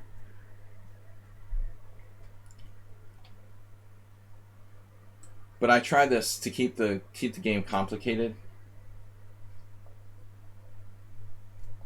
Another move there. Actually, the older main line is knight on fd7.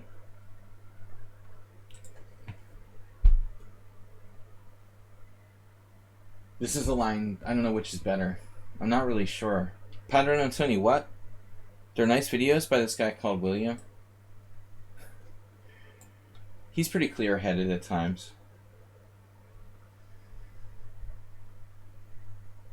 I lived near the ocean in America, and it was much better.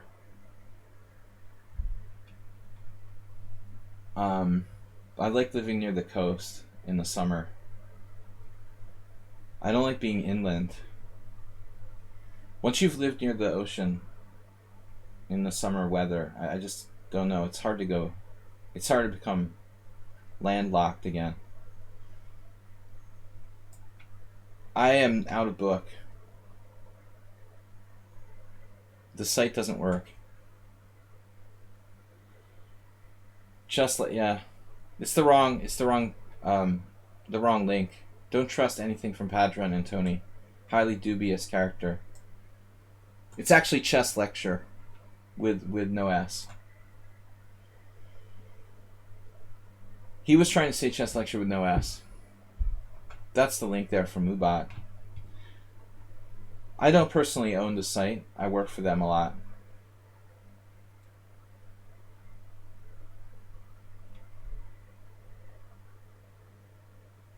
Yeah, well, the problem is there is like a clone site that tries to steal their business, probably.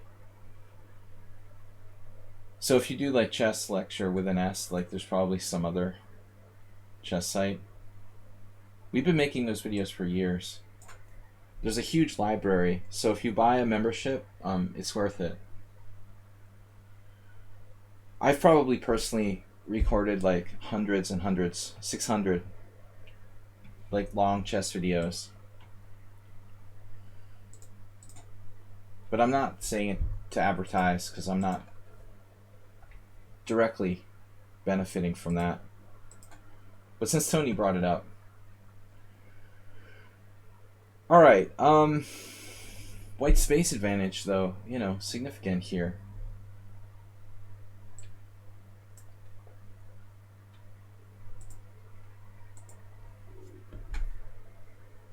This is a serious decision. White letting his pawn structure get broken up on the queen side. Sorry guys about the board. I think it was missized for a little while there. Alright, so now we can grab that bishop. It's not a great bishop, and this is an interesting decision strategically. Though the knight isn't really greatly placed. Greatly. Bigly. Not bigly placed. Man, if only I could take on d5, but he's gonna... If cd5, knight c5... It's just painful to take that bishop on d3.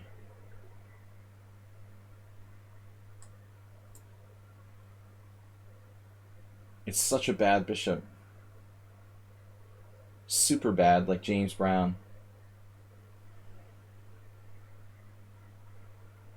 There's also a tactic now for white based on knight takes e5 and d6 trapping my bishop on e7. We're trying to open some lines for the bishops. But white should still be okay here.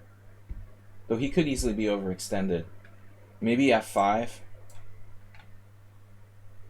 Knight e8, passive, but breaking with f5. Is that a thing? How about knight h5, going for f4?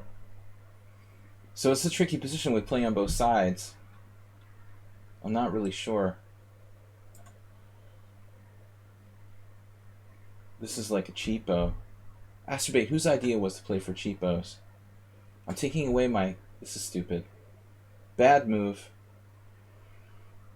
Playing for cheapos.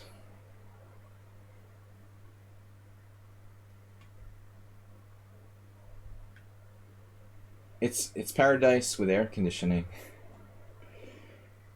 Don't talk about Las Vegas, it makes me want buffet breakfast. But it's got to be like 110 degrees. I mean, how hot is it if you're outside? You can't even like walk around. It must be devastating. It's like Death Valley. So cheapo did not work.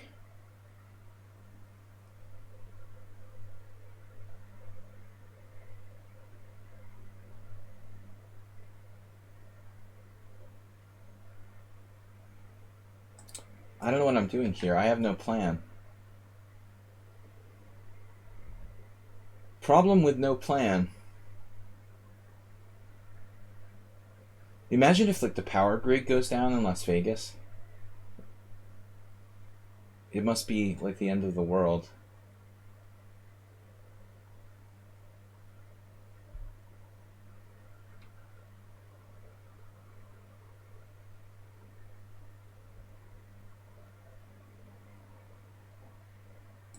I just keep playing like one move threats. Eventually maybe white will make a mistake. This is terrible though. I just don't have a real plan.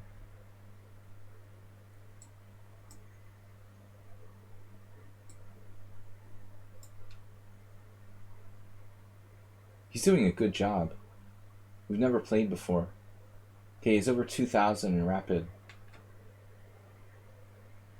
It's not a good thing, though, to be playing without a plan, without a long-term plan. I mean, that's what I've been doing for a couple of moves, and he just keeps seeing everything.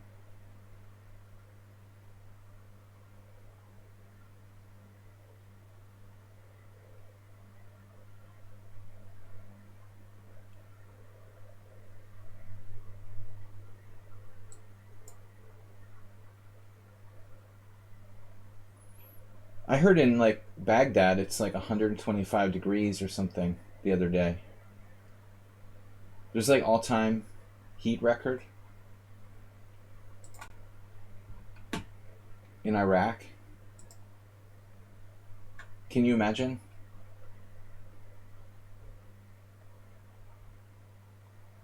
With their infrastructure pretty messed up. That's just unbelievable. White is playing this with a plan, with plans and everything, complete with plans. Very problematic for me.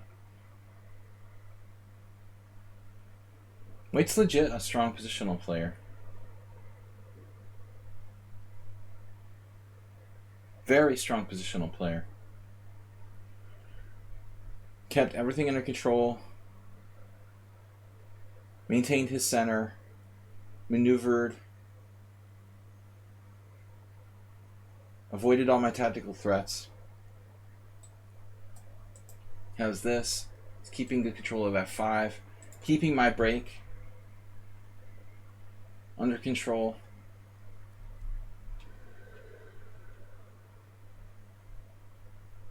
I just can't imagine what it's like 125 degrees Fahrenheit. What is that in Celsius?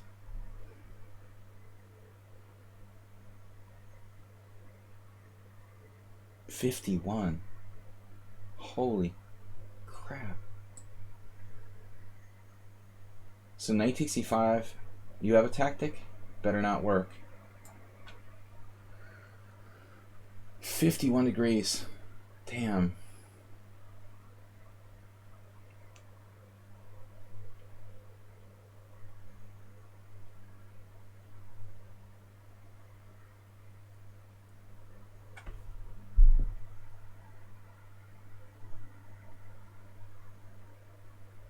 This is ridiculous. I just can't find a tactic that works. Did you see like bishop takes c4, knight takes c4, b5, knight takes e5 the guy has? That's unbelievable.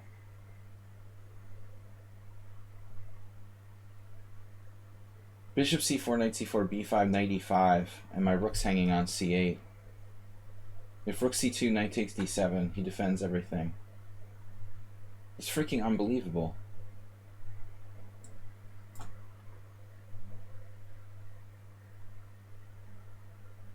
You can't trick this guy. And now he's fine.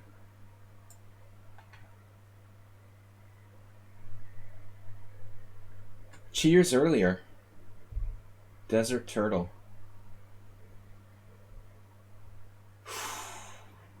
I'm gonna try this. The knight on b3 is the only weak point in this whole game. It's not well placed. Whoa.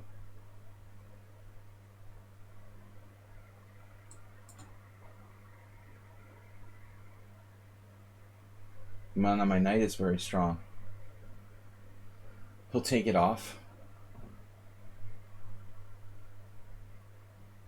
Knight f6, knight d2. Keeps defending. We'll try something more dynamic. But white seems really strong. I mean, at least defensively, very strong. He's basically offset every threat I had. And has more time. Now finally, it appears I have something here with his open king.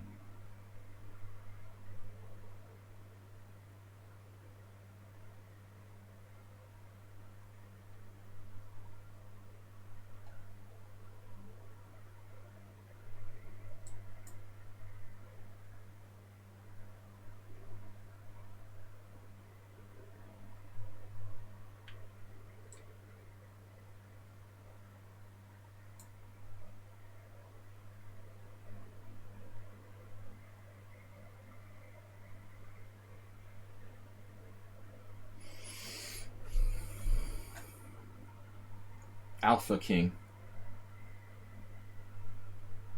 But our position is a little more compact. King safety.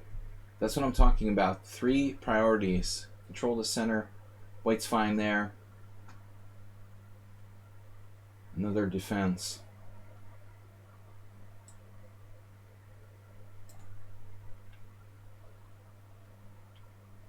It's like pulling teeth to win material.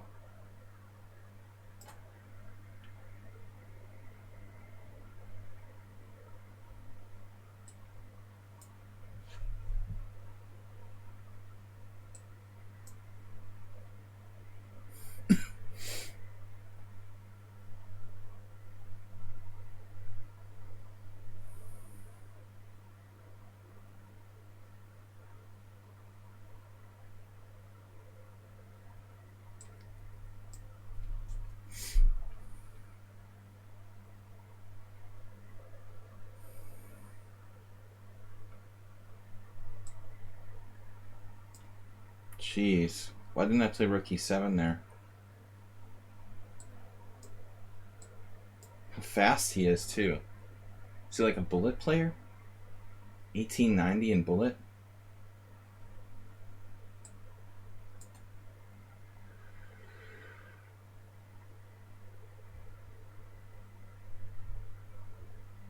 We got lucky with that.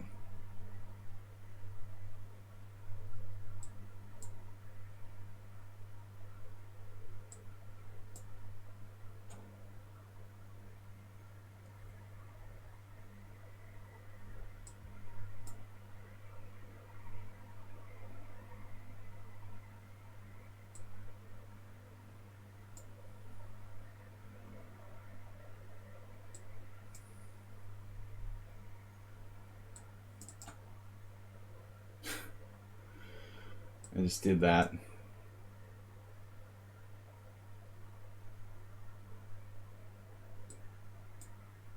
I think it's over. We got a raid with party of 158. What? I was just paying attention to the bullet game, the slow bullet game. Alicia Santarama with 158. What is going on? What is going on with the raids around here? Crazy. What am I even doing? Thank you for the raid. Wow. I get it. This looks kind of over in an increment situation. I would just like to get this over with. 100 moves. All-time peak. It's one of the biggest raids we've had. I think my all-time record was John Ludwig Hammer. Wow, thank you for the raid. 158 players. And we had an early raid from Babachik. Multi-raids. Where's the stalemate? He's in the zone now. You can't get out of that. King Alpha not one for resigning. He's even found a way to play this out. But it's sort of anticlimactic finish.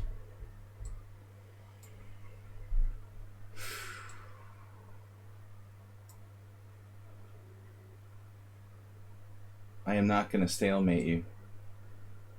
You have 2 squares you can go to. I don't know about my technique here. What do you guys think about my technique with the mate? I'm just going to mate with the king to avoid any kind of question.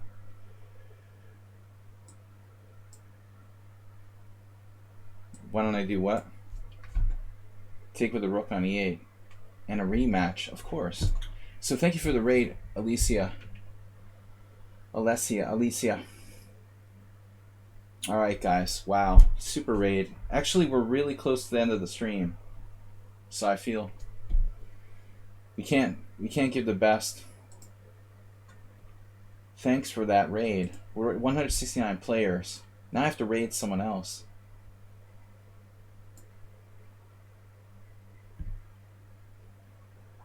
There's no chess streamers that I know left to raid. Yeah. That's not on my friends list. I prefer it with someone on my friends list.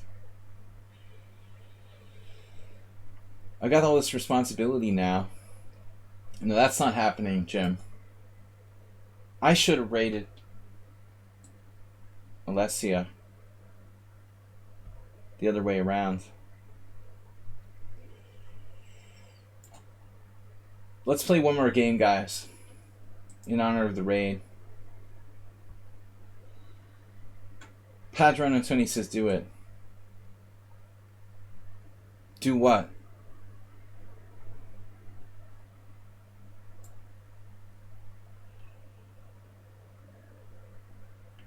Miley Cyrus. I'm gonna raid Miley Cyrus. No. Miley what? Acerbate what? Massive raid, guys. Welcome to my stream. Uptime. Padron Antoni, what are you doing? Are you drinking? Are you drinking? You're supposed to be preparing for a tournament. And it's morning, and you shouldn't be... Okay, it's 1:30. You shouldn't be drinking in the midday. I know you're part Scottish, but still, that's no excuse. What kind of suggestion is that? Actually, none of our regular friends are streaming now. Ray Robson must have streamed all night. He's off. Okay, so c5, I had a very similar game yesterday. This is probably a good move here. Why is this not a good move? It seems like a good idea. What am I going to do? Knight e5?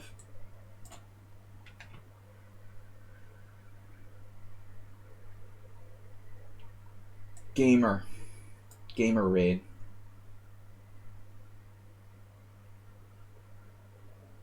What am I going to do with all these viewers? We're supposed to leave soon. I did have a cancellation though, so I don't have to. I don't have to leave too soon.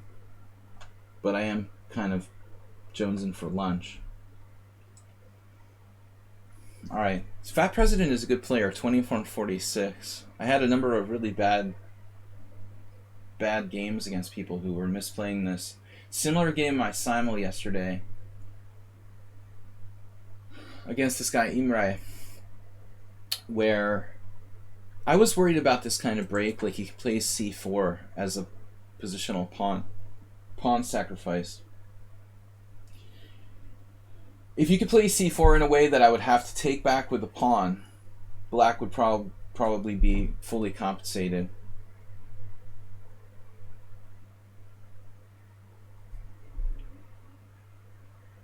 What are you talking about, Jim? Confuse the opponents. I don't know what to do here.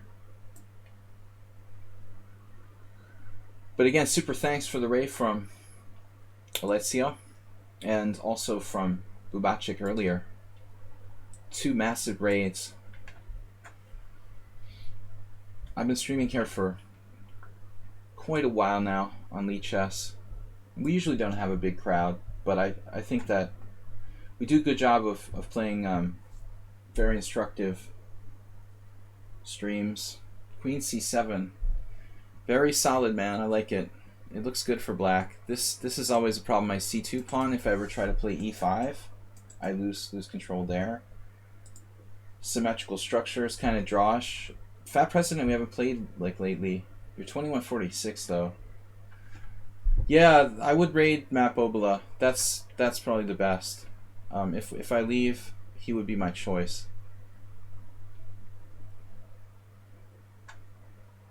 He's raided my streams before, so let's do that. Yeah, even on the Forbidden website. Whatever.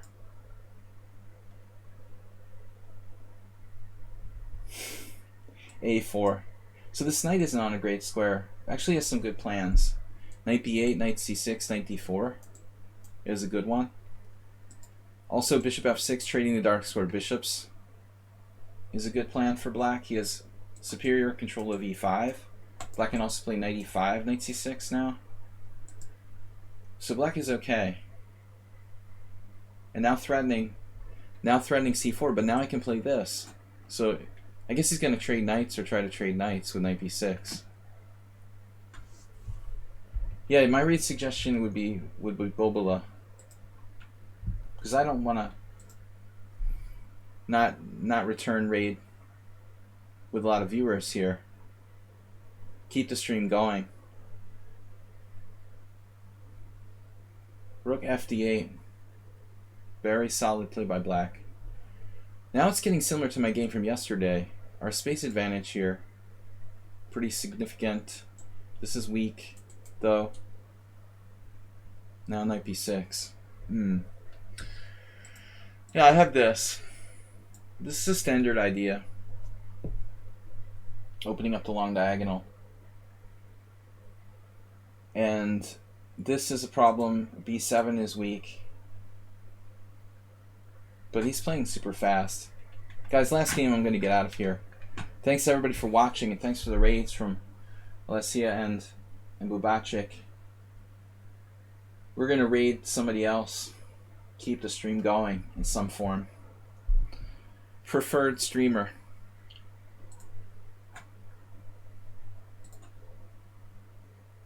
The Monday handoff. 96. What? I thought he was going to find a way out of this. Okay, I guess he's just going to take and let me take on b7.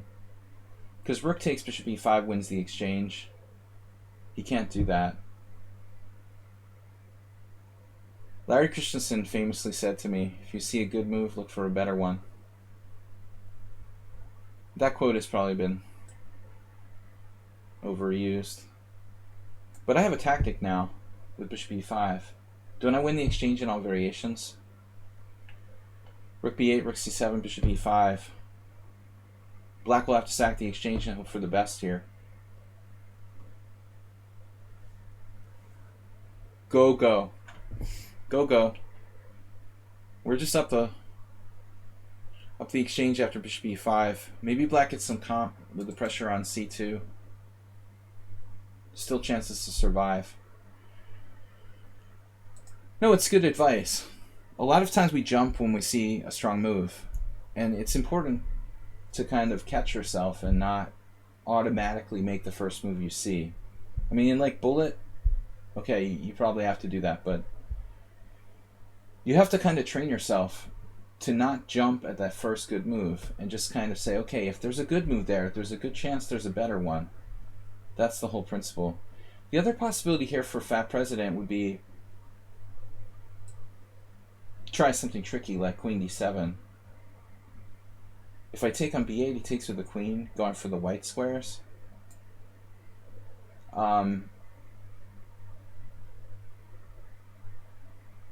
can't play anything active like queen d2. He literally has two squares. I guess I could play bishop a6 now. That doesn't win though. So I have to play bishop e8, winning the exchange. But Fat President has some counterplay with the white squares.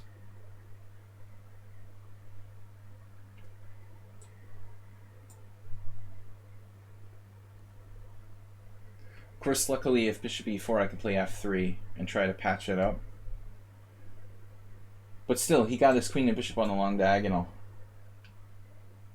On the plus side, I can compete for the d-file here. I can play c4 in some lines, maybe try to take away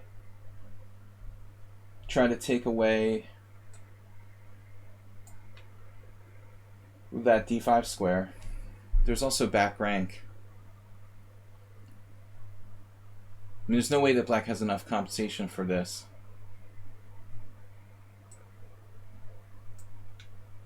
Exchange at this point.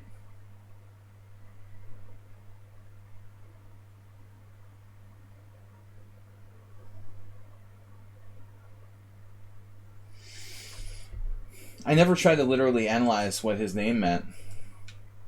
Bishop g6 is a great move. 5 + 3. Time control. Last game for me, guys. But thanks everybody for watching. Check out my streams again. Also check out my YouTube channel, Video Chess Training on YouTube.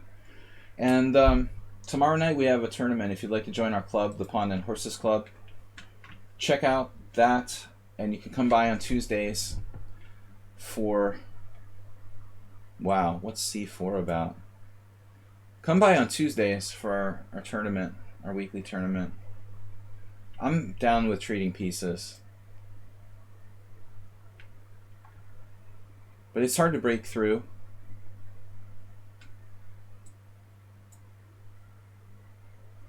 Here. Pretty hard to break through. Black's a professional player. This is awkward. So now what?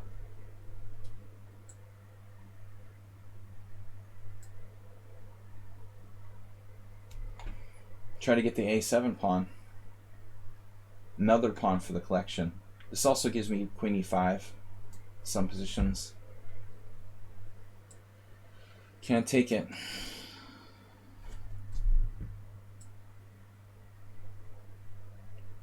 Fat President, you're being very annoying, dude.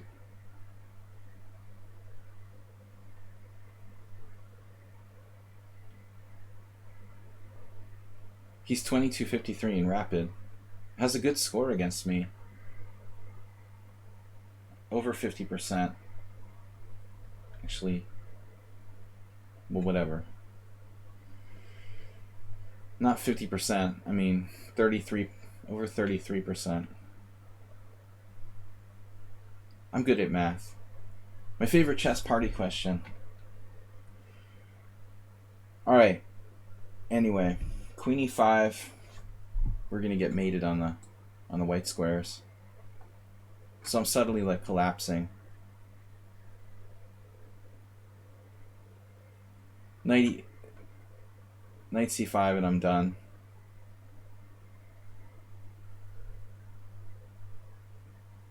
I'm losing all my pawns now. This is a very hard position to win. He's got an excellent blockade going on. Opposite color bishops are very dangerous, of course. His knight is on the side of the board, but it's protected.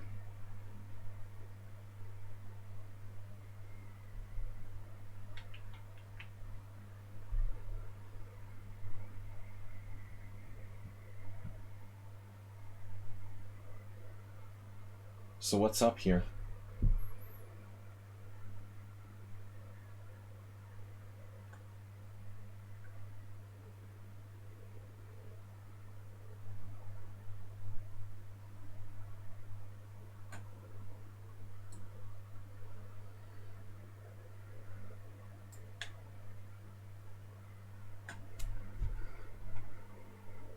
We give up one pawn to get the queens off the board.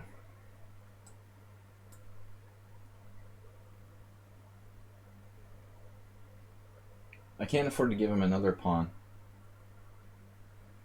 I mean, I need that other pawn.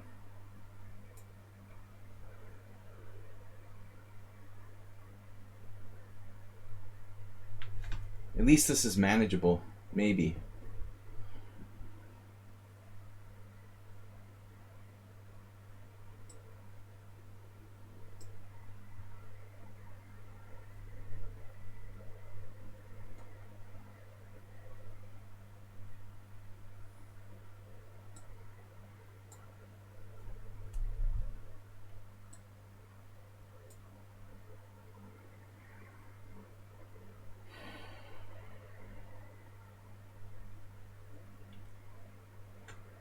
If knight b2, best move.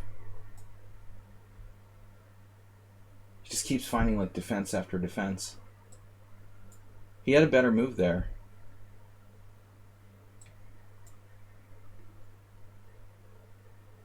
I can't remember what it was now. Still not over. Now it's over. Should be over now.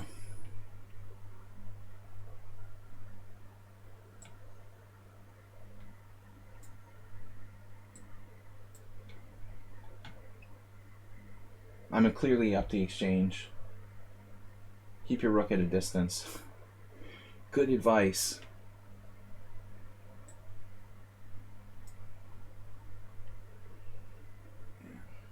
Blundering again.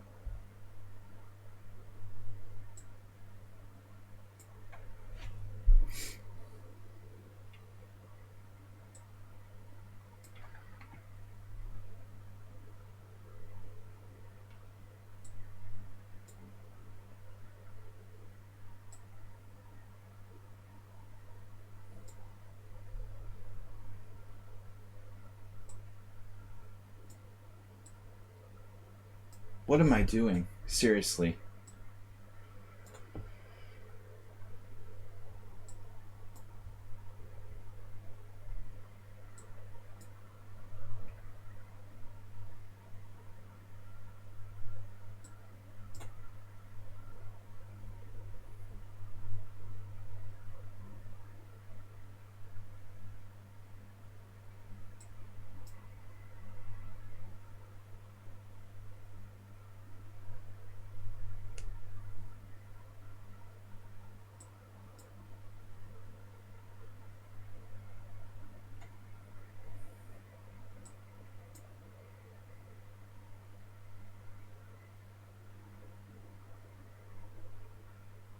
Knight e7, bishop b4, knight c6. You can still play on, but objectively it's lost. Tough fight. Alright guys, let's try to raid Matt Babala. He has 75 viewers, so this is gonna be cool. He's gonna have a huge audience. With our combined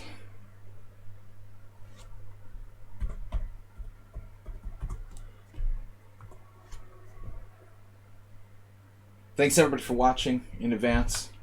On behalf of the Panda and myself, I'll see you guys tomorrow night for our Blitz tournament. Bye-bye. Bye-bye. Thanks for watching.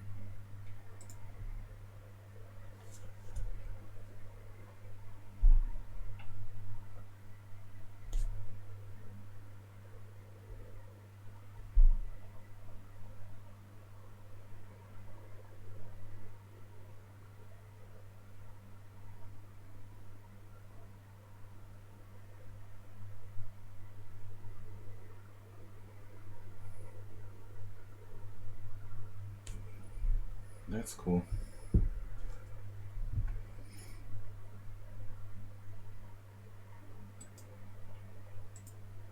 A great stream, dude.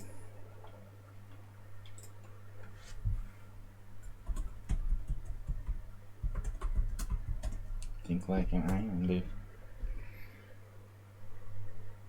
Think like an iron. Alright, dude. Fuck, man. Alright.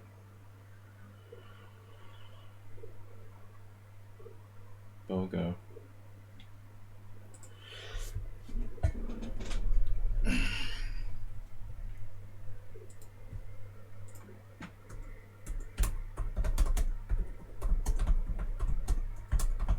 Anyway. Alright. Guys, I gotta go, man. Gotta go.